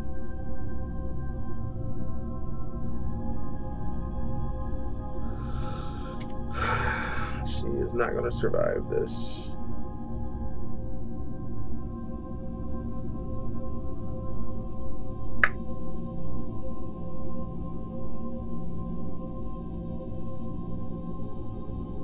So we're going to be down here talking about good name. No way she survives. We'll have to run the mission again.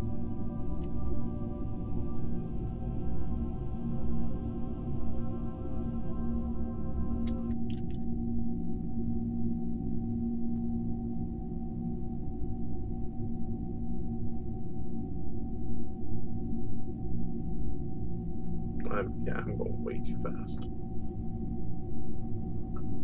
And yes, I know I left the engine on there. I'm hoping that it destroys one of these things until it gets to the heat shield. But more than likely it'll blow up the science bay before I get that far. There goes the heat from that guy.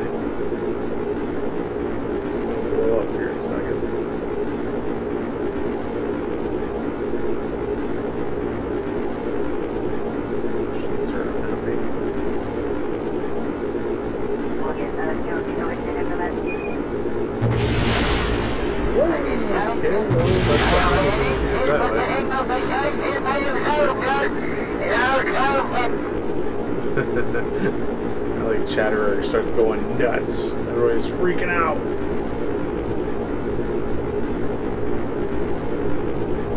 Well, maybe. Orbit Retro. Well, bring some science back with that atrocity of a mission.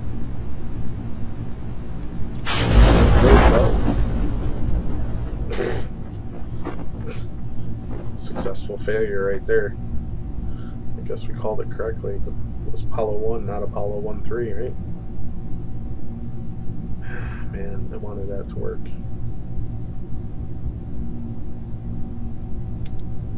Damn it. Ay, ay, ay, ay, ay.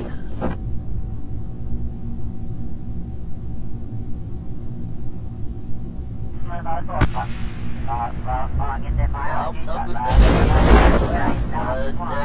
guess keeping the motor as a sacrificial heat shield worked pretty good. I wasn't expecting it to work at all. Look at that, 3.7. I would have kept that Science Junior if I had.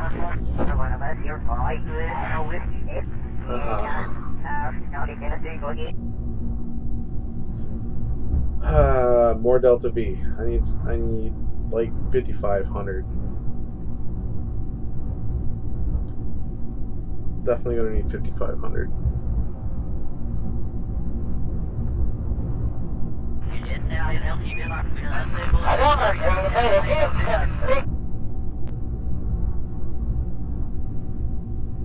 Kind of frustrating.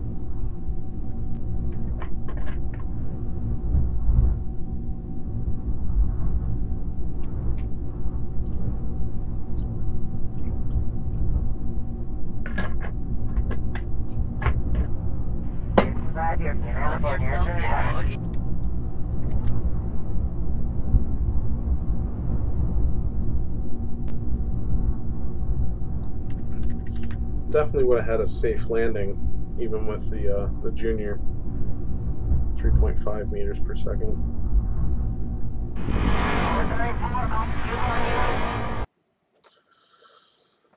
See if we got enough science to unlock another tier.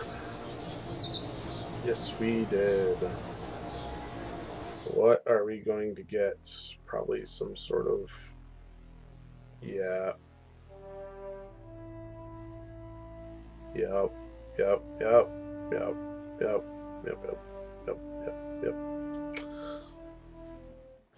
Well, Apollo 1 failed. We're gonna build another rocket called Apollo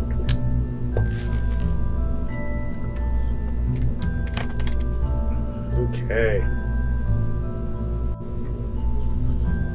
Fuel.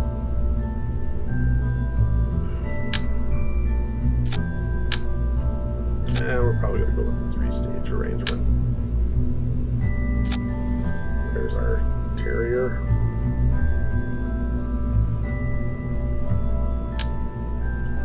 That alone gives me 2,500. That's a lot of burning time. Not a lot of thrust to wait. But that's okay. And then we need to decouple them.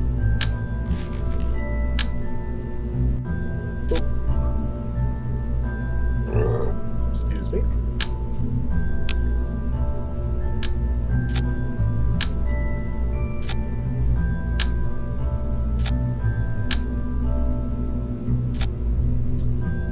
Engine, get me up there. Get me up there, engine. And then I need decouplers. Gun. And then give me the backs.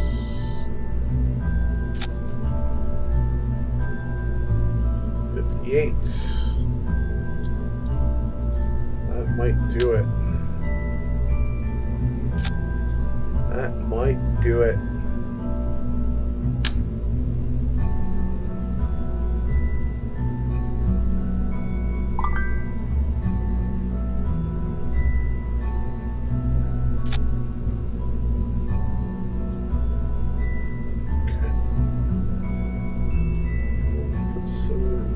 dynamics on this thing. Ooh. We get deflection power. 57. 57 might do it. Just might do it. We're gonna disable this guy in build.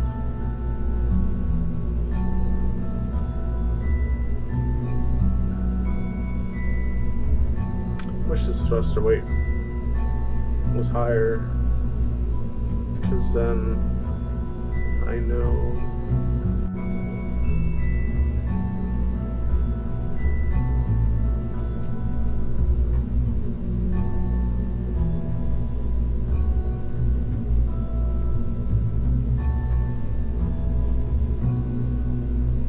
that'll probably work.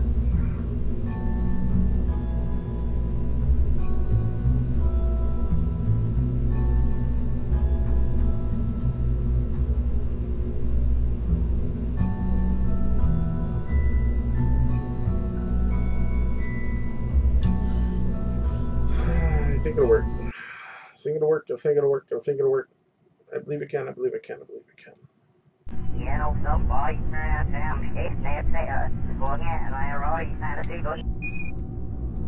Where's that one?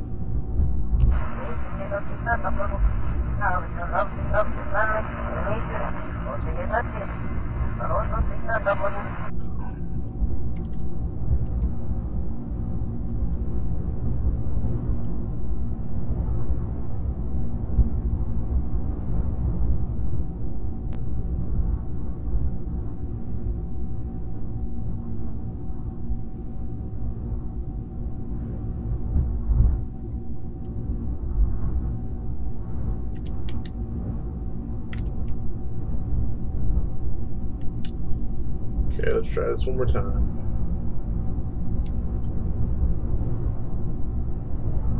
Got 6 minutes to get there.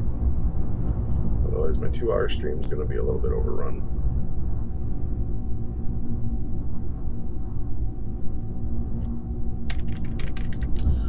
Surface up and throttle up now so we don't forget, and go.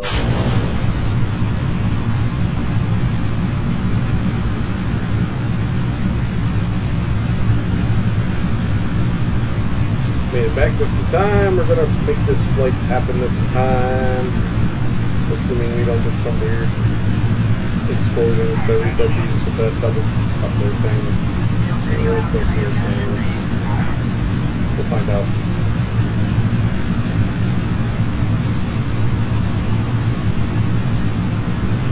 She really does have places she wants to be. Find it harder. Find it harder. 3 viewers again. I don't know who's watching. Looks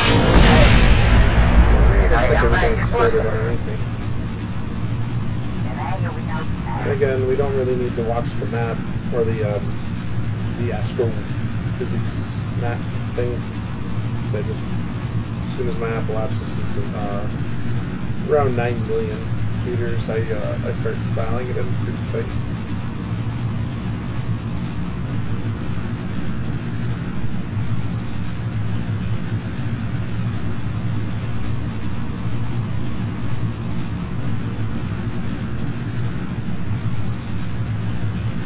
Of fuel in this stage. Might actually make more sense to do yet a second stage of a more vacuum efficient engine.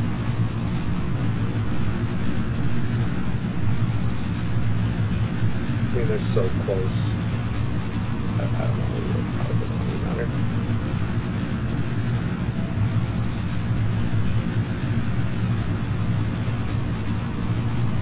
And of course, the more this engine burns, the greater the thrust away, right? So we're losing fuel, right? So maybe.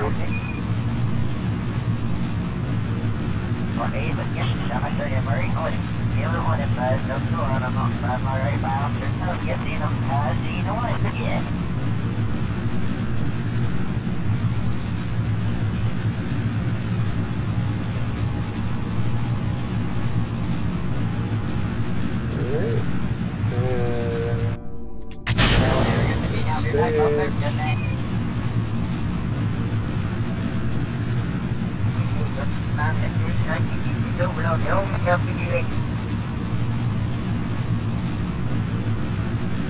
a run at it, Kent. See what happens.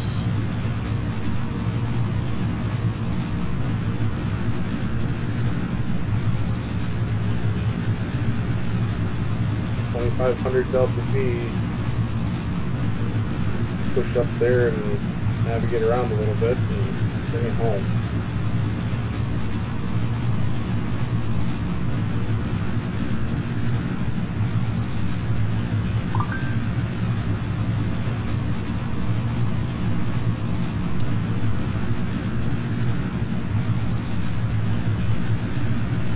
Yeah, definitely getting the Poodle engine was the missing piece, and bringing back that half of that science from our high altitude science run was pretty awesome.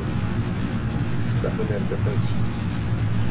So I'm about to cross an apoapsis of about 1 million, so I'm gonna start throttling down because it's the more you burn, the greater the distance. It's a logarithmic curve, right? So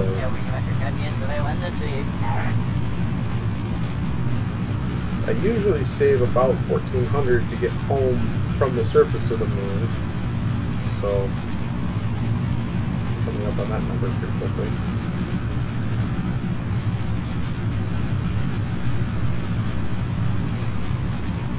I know I need about 200, 300 to get an aero brake set up.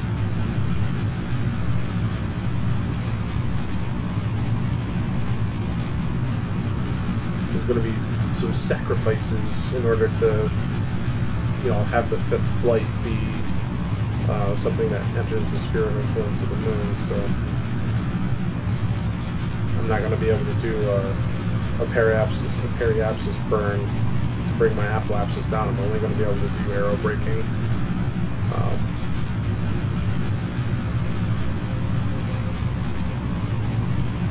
And I'm probably going to have to do that because I'm not going to have a lot of fuel left to do controls.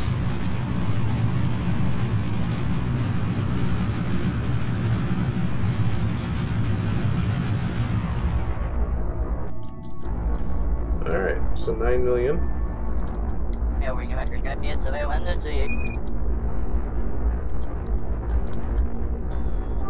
want to bring it to right around 11.3. I'm thinking 1.35.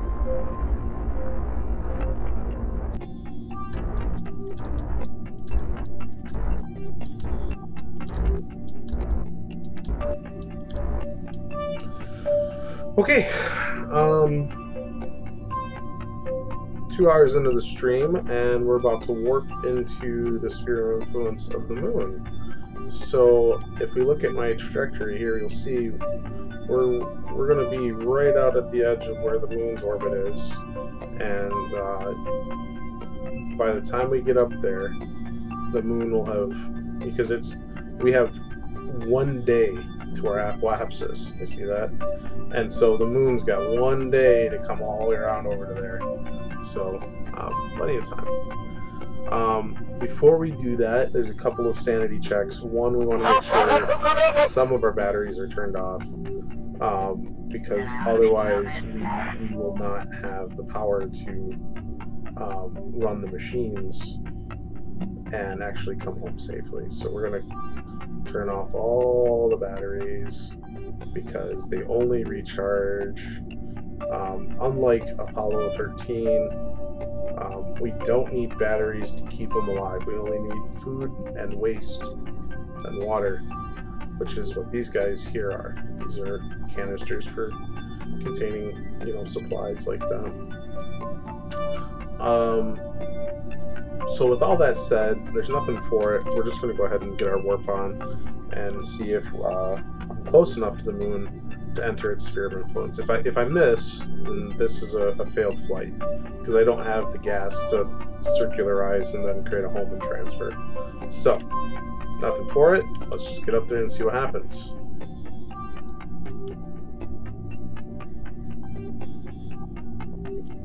And you'll notice that our energy ran out, but it's okay because I paused a bunch of my electricals, my batteries. They're disconnected, so they're holding a charge. So it's freaking out, letting me know, hey, but we have plenty of oxygen, we have plenty of water and food, and plenty of room left in our waste tanks. So thanks for the warning. I kind of knew you were going to do that halfway to the moon. If I had solar panels, obviously that I wouldn't be worried about pausing batteries, but you kind of have to think about that stuff when you're doing this mission. Now, the closer you get to the apoapsis, the slower you travel, right? Because you're going to go up and slow down. And you'll notice that moon's catching up to us right now. And so if we take and change our camera angle, there she is. And so we should see her get closer. And right now I'm watching this number here because I'm looking for 1135. Right, this number down here.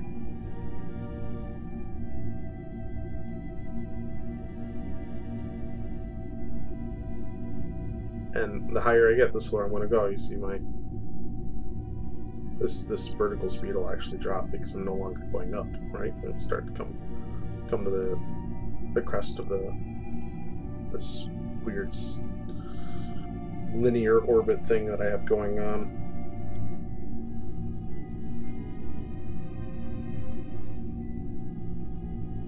Just get bigger.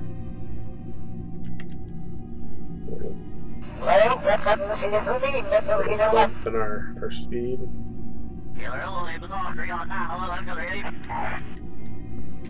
Am I going to enter? Boy, I don't know. I might have had it too far away. Let's find out. We'll know if I get a sphere of influence orbit around the moon right here. We'll find out.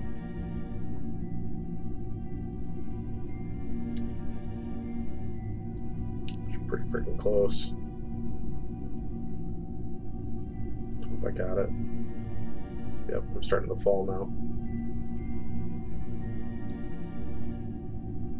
I could point at the moon and try to burn towards it a little bit, but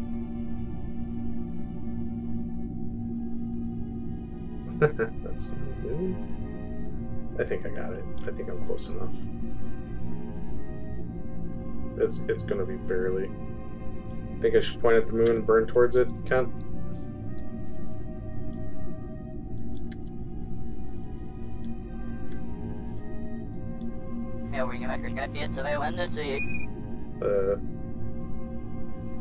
Oh, I'm warped. Oop, wrong way.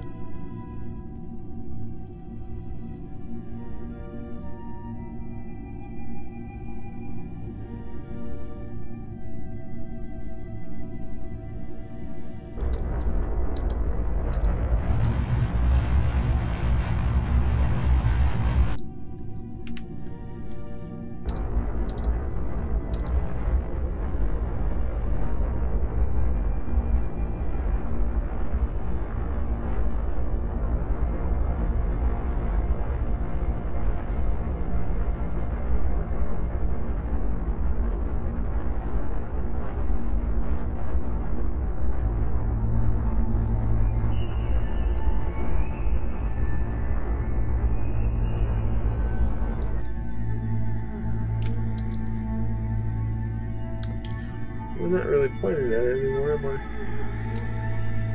Oops, wrong way.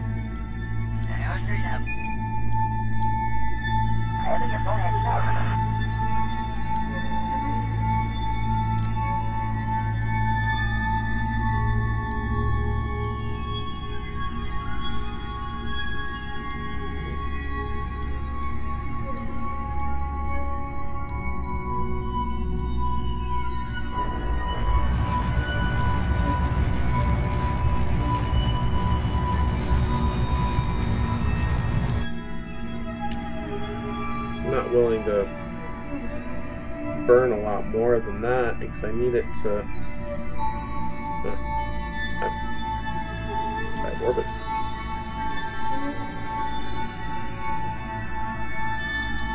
I'll probably get intercept.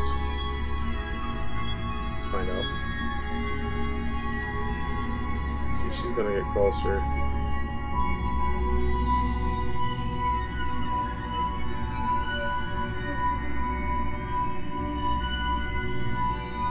I only need to be in her sphere of influence to get my sciences.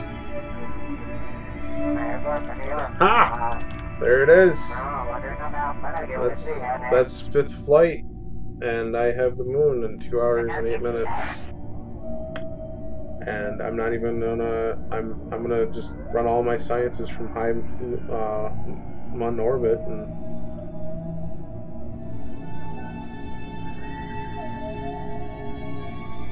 close those doors back up and open this guy and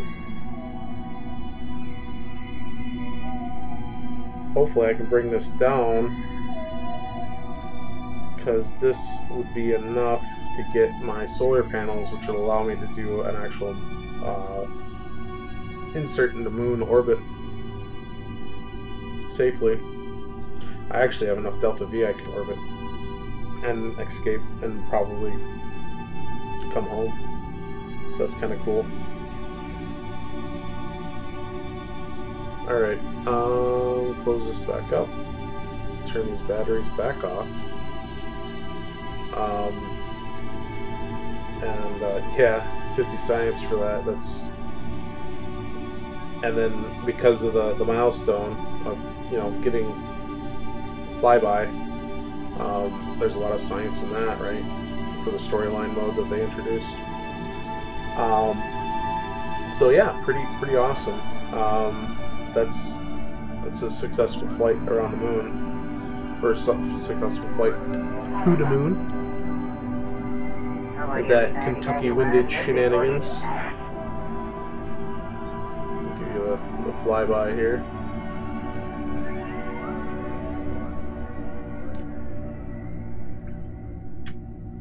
So 5 flights. Apollo 2.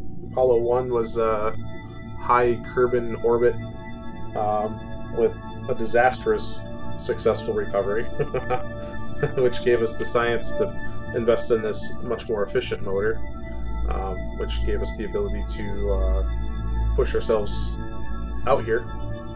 And now we get flyby on our 5th run.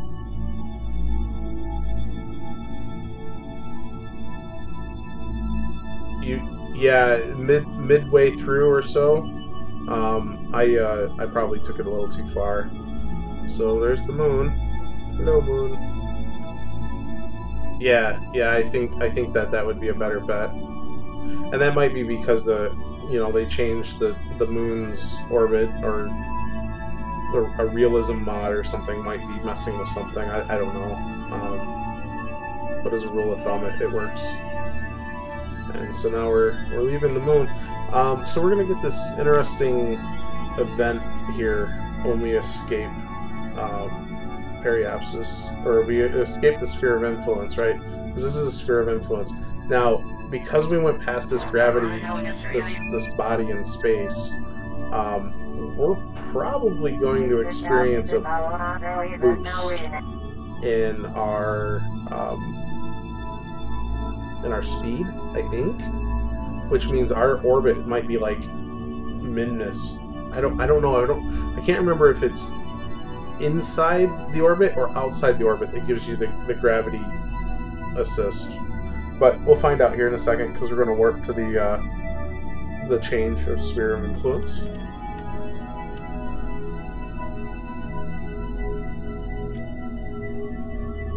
Outside gives you, okay, so this actually might shrink my periapsis with the Earth. I might be on a collision course with the Earth then. We'll find out here in a second. And when you upgrade your tracking center, nope, it gave me a little boost in speed. Actually, is what it did. So since I have plenty of fuel. What I'm going to do is I'm going to go to periapsis. I'm going to burn down my apoapsis until I have 100, 200 earth carbon, sorry. Until I have, and I probably want that one. So at apoapsis, or at periapsis, I'm going to burn retro to bring the apoapsis down some, because right now, when I go past carbon, I'm going to be cruising. So burn that apoapsis down, and then get up to the apoapsis again, and then retro the periapsis down into a atmospheric braking scenario. So there's not much I can do until I get to periapsis, which is a day away. I don't want to get all the way to periapsis because I need time to move the rocket around and also turn the batteries on, right? Because right now the batteries are turned off.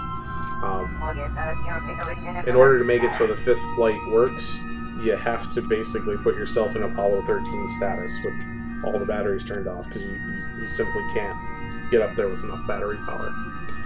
There's no solar power, right? So, and I always get panicky, and I have to double check. As long as it's off, right? You only turn it on long enough to do maneuvers, and then you turn it back off again, because I have bricked many a shuttle doing this 5-flight process.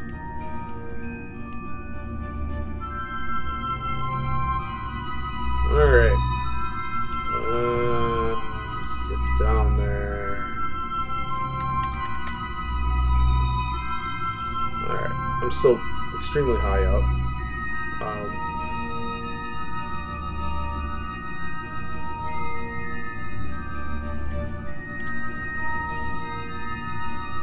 Yeah, I'm still pretty high up.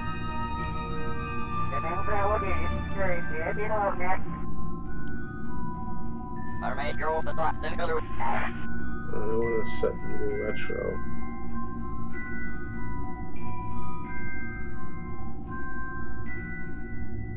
No, I don't have to use SAS anymore. I can use Smartass to do this because I have MacJeb installed, so that's what I'll do.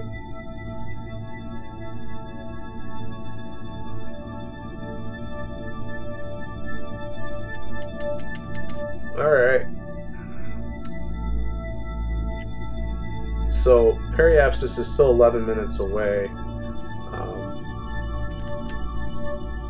But orbit, retrograde the rocket. Nothing's going to happen because the batteries are turned off. So turn the batteries on. Get to retro. Turn off the rocket.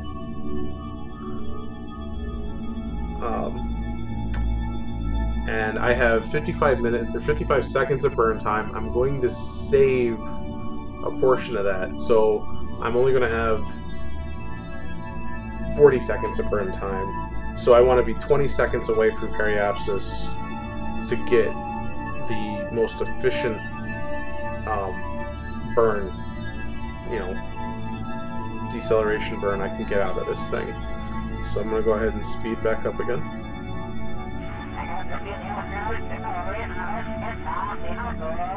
And I'm actually not going to pause. I'm not going to stop it at 20 seconds. I'm going to stop it like a minute, so I have time to make sure I can get the retro set back up. And because right now I got it close, but it's going to need to rebalance,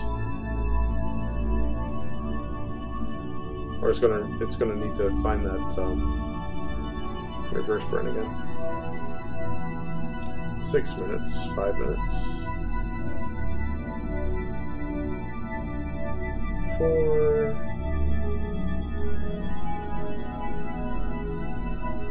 3,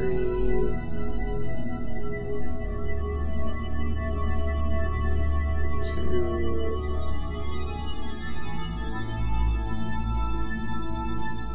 1.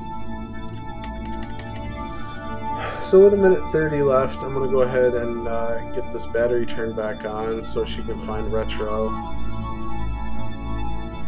And then, because I'm going to be doing a burn, gonna leave the batteries turned on so they charge up, right? And what we're gonna be looking for is this apoapsis coming down. Because we don't want to have to aero brake all this off.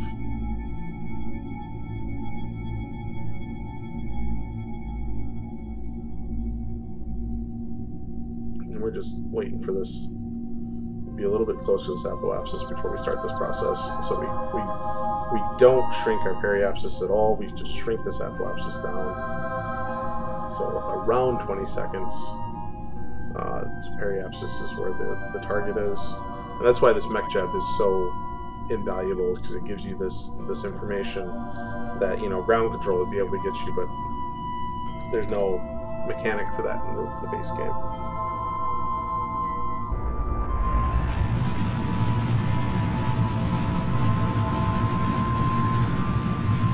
And we're going to burn down until we have about 15-20 seconds left. You'll notice that she's coming right down.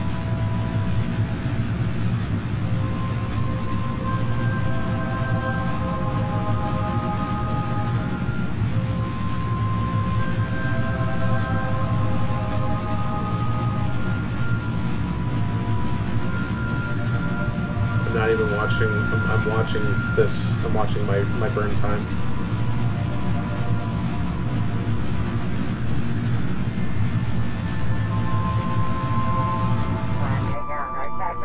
And using the X key, I can cut the throttle. I have enough fuel left to bring the periapsis into the atmosphere. I'm going to disable this battery again, so I know I have the ability to create that maneuver when I get to apoapsis. Apoapsis is only 25 minutes away, so it's not like in 25 minutes time that this battery probably wouldn't be dead, but we're not going to take any chances. So that battery is now paused, and we're going to go ahead and head up to apoapsis.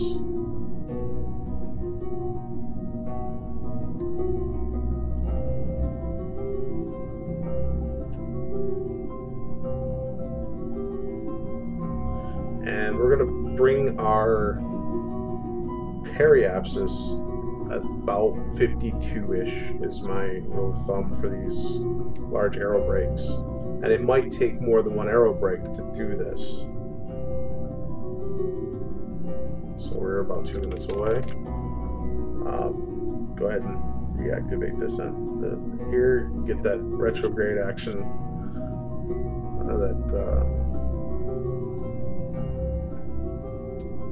Reaction wheels, not control module. We're burning retro. And so now we want to bring this periapsis down. And I'm going to choose a little bit of fuel to do it. And again, my target is 52, 53, somewhere in there.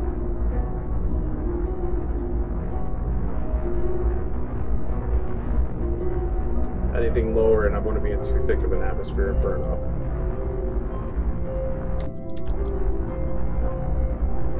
I used the throttle kill once I entered atmosphere periapsis and bumped the throttle up just a little bit so I can come up on this target slowly.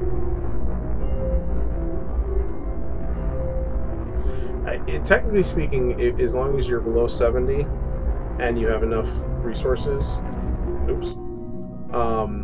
you could aero brake a bunch. You're aero brake, you're out in orbit again, or you're out in space again, but your apoapsis gets smaller and smaller and smaller every time until you actually get capture. And that's not an insane way of doing it. In fact, it works pretty damn good, in fact. For this, I'm going to hold on to the... You know what? No. I'm just going to trust I got it. I'm going to go surface up. There's only a little bit of a burn left in this thing. I'm going to get rid of it. I don't want it to crash into me.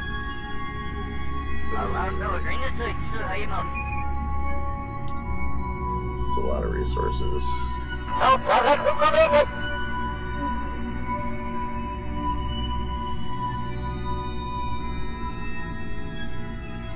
my orbital period. What's my orbital period? 48 minutes. So if I have to go twice, it'll probably be 2 hours. And I can't imagine there's not 2 hours of life support in this thing.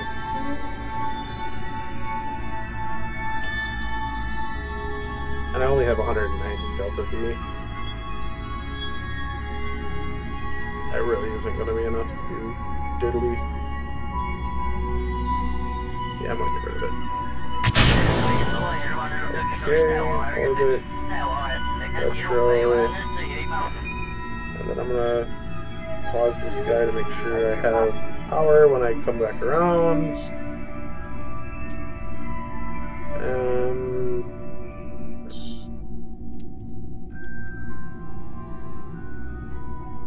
yep.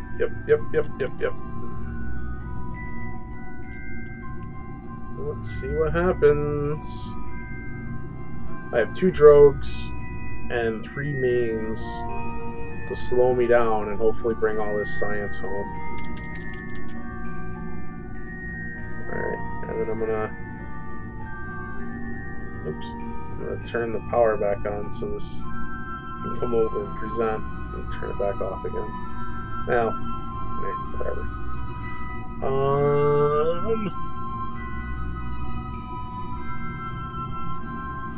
I think we got it.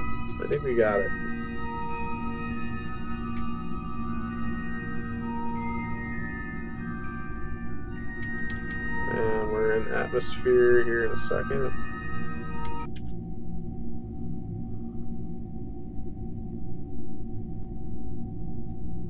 All the doors are closed, right? Yeah, everything looks closed.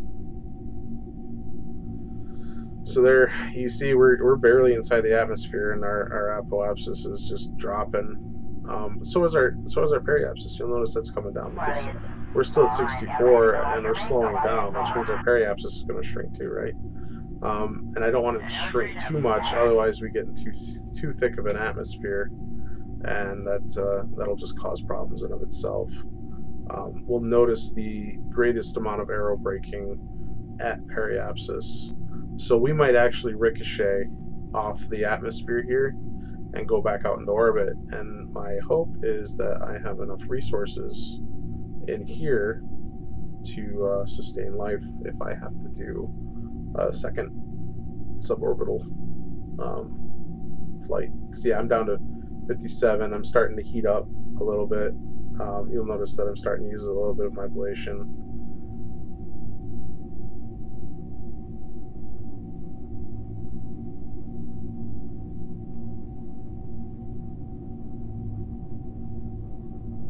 But it is definitely slowing me down.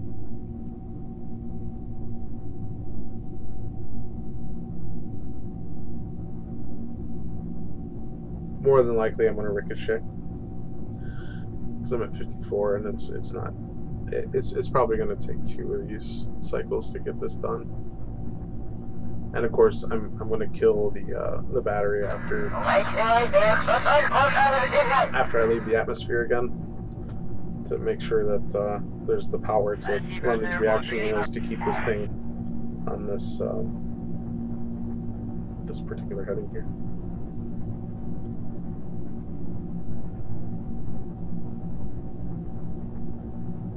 Pretty effective. It's already lost 100,000 kilometers, yeah, or 100,000 meters. 100,000 kilometers, yeah, 100,000. Is that 100,000 or? I don't know. I don't know if that's a decimal or a comma. Yep, starting to come back up out of the atmosphere now. I'm starting to climb again. You'll notice that here on the vertical speed indicator. But I'm down to 300,000. Yeah, I think that's 300,000. More than likely, it's going to take 2 passes to get this all done.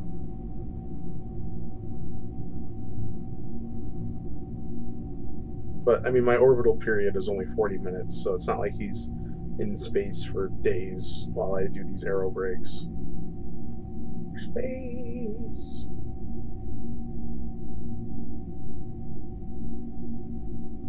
Yep, And they're coming up out of the atmosphere. I don't like to warp while I'm in atmosphere doing aero brakes. I've had things just get weird. I'm not about that life. Not after running a successful mission.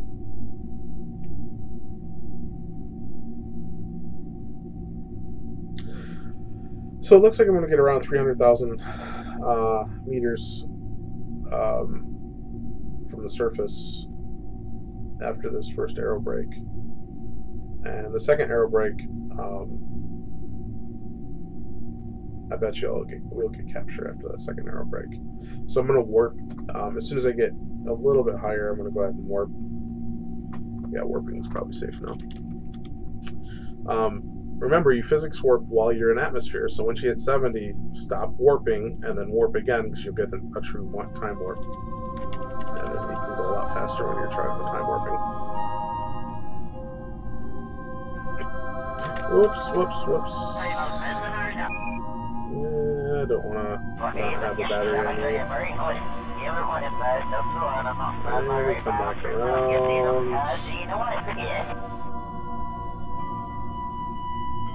We're up to, oh, not sure what's going on. And we're falling. And right there's good. Turn this battery on. So this thing isn't lawn darting.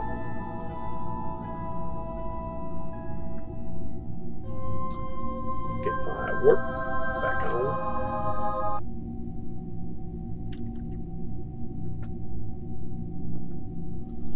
Two and a half hours. 2.5 hours of streaming tonight. 4 viewers. Somebody else joined us. Fantastic. And what we've done is 5 flights. Mercury 1, 2, and 3, and Apollo 1, and this is Apollo 2. And we just had a successful flyby of the Mun in 5 flights. We're running some realism, remote tech, some life support, some robotics, Kerbal attachments, obviously, tweak scale, various design stuff to make rockets more customizable. And we're performing a series. Alright, Kent, you have a good one. And we're performing a series of aero brakes. It's going to take at least 2. We were able to, with 5,500 Delta V, get up there and get back again. We ended up with an orbit of 5 million meters and 140 kilometers on periapsis. I don't know why this is going red. That's like bothering me. And after performing a retro burn, periapsis, we got down to around 500 kilometers. I think that's 500 and change. Like, so right now it's 240 kilometers. I don't know. Maybe I'm reading that wrong. And right now we're doing an aero brake, so we're in atmosphere, and we're using the friction of the atmosphere, using up a bit of our blader to some extra board idiot. Oh, hey, Bit Viper. And so we're just we're hoping to get down inside of atmosphere on apoapsis and actually start. Your audio is much better than the other day. Yeah, I got my microphone working today, and I also have my much better web camera set up. I did a little bit more extra setup before I launched today, so hopefully everything's good to go. I wonder who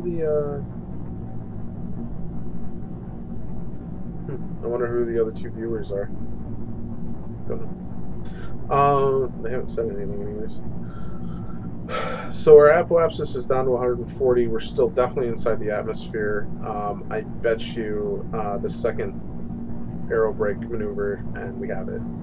So we're just letting MetJeb do all of our flying for us. So busy chatting away.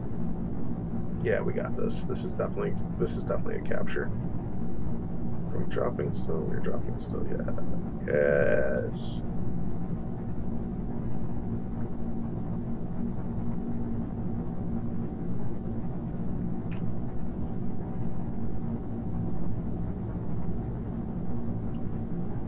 Yep, we have this.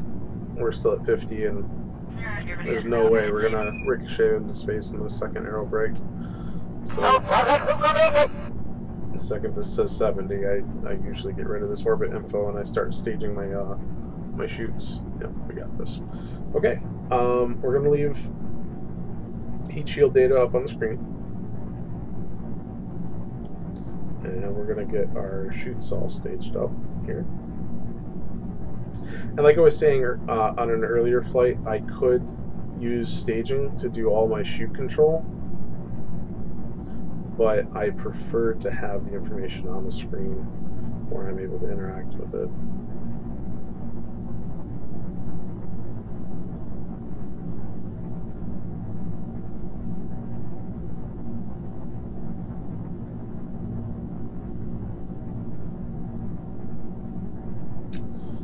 So we're probably going to use up most of this heat shield, so we'll jettison that off once, because there won't be anything there to recover for cash. And they're not very expensive, but they do weigh quite a bit. And if we get rid of it, it'll make our shoots more effective in bringing down our platform safely. Because one of our flights, we lost this Science Junior thing. And we don't want to lose that science, because that's our next evolution, if you will.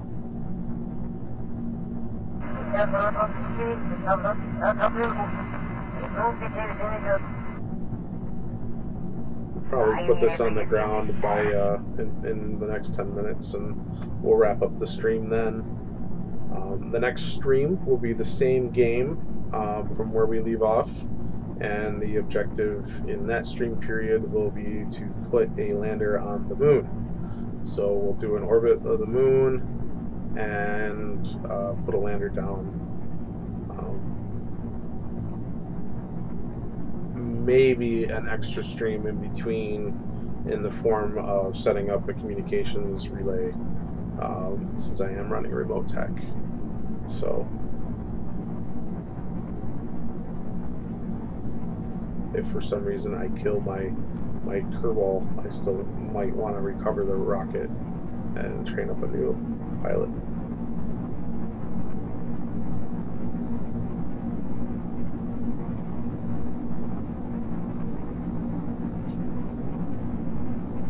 Still cruising along pretty hot. Everything's holding together. Everything's nice and stable this time. Very nice landing, actually, or very nice re-entry. It looks like this time.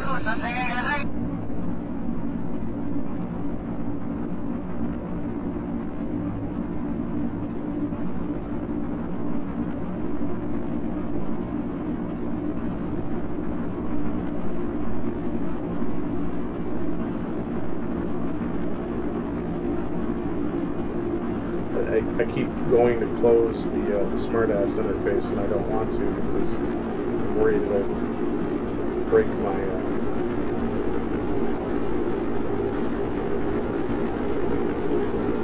SAS that it's doing for me, the stability assist. I'm worried that it'll break me out of the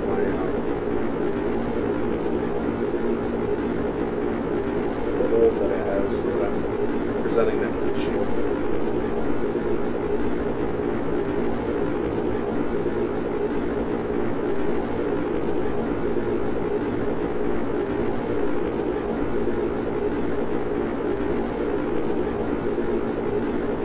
Looks like we're going to get a water landing. For water landings.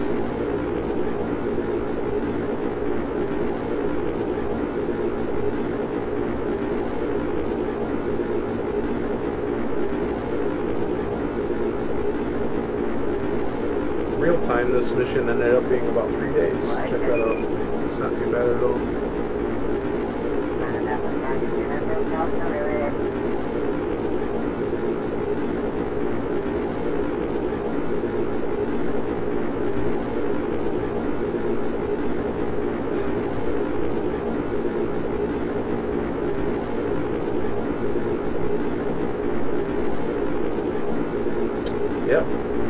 Whoa, whoa, whoa, whoa, whoa, whoa, whoa. Don't blow up, please. Oh, I don't know what happened just then.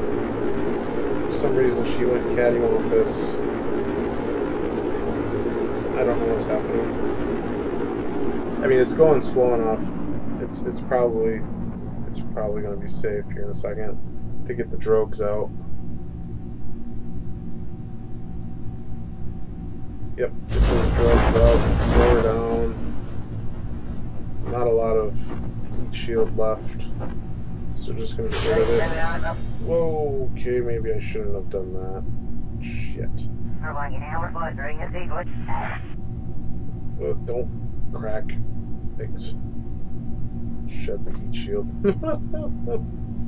And my main chutes are safe. So get those out. Turn off all the... It's really not balanced well. I don't know what's happening, but it's hanging really weird. I don't know. We warp down to our drogues deploying, or just before they deploy. I don't like to be warping when the drogues trigger because you get a nice bounce of G's. There she goes. And then we'll warp down to 1,000. There's a heat shield. Swoosh.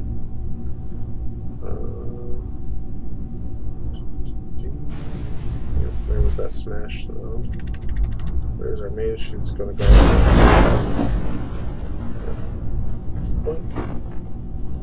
4.5, fantastic amount of speed. We'll warp it down to the ground. All the chutes are out, so we're not gonna babysit those anymore. Don't need you anymore.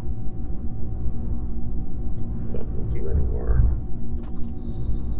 And we'll warp this as fast as we can. Yeah, 2 hours and 45 minutes, not too bad.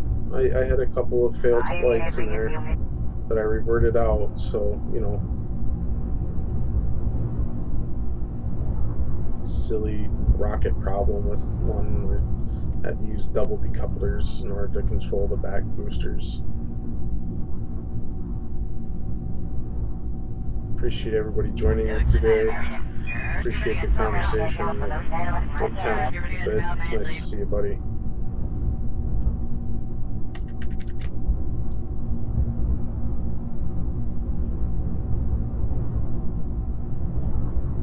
I don't know who the other viewers were, but I'm glad you guys came by and checked it out.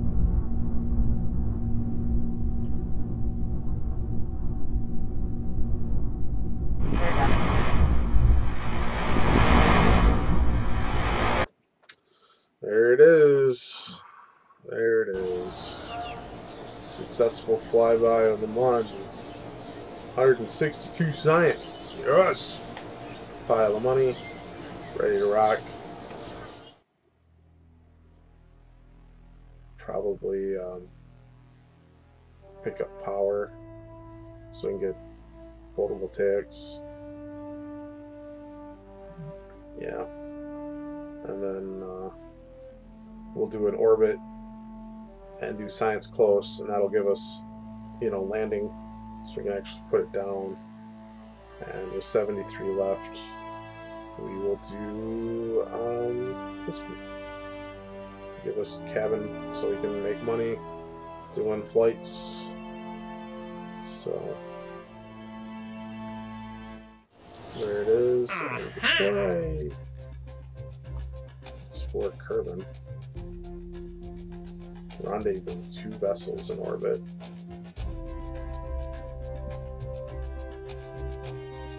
Man, that would be fun. That actually, I mean, that's not a big enough reward. I want the mission to go past the moon. I have no active contracts. I guess we'll just have to do those later.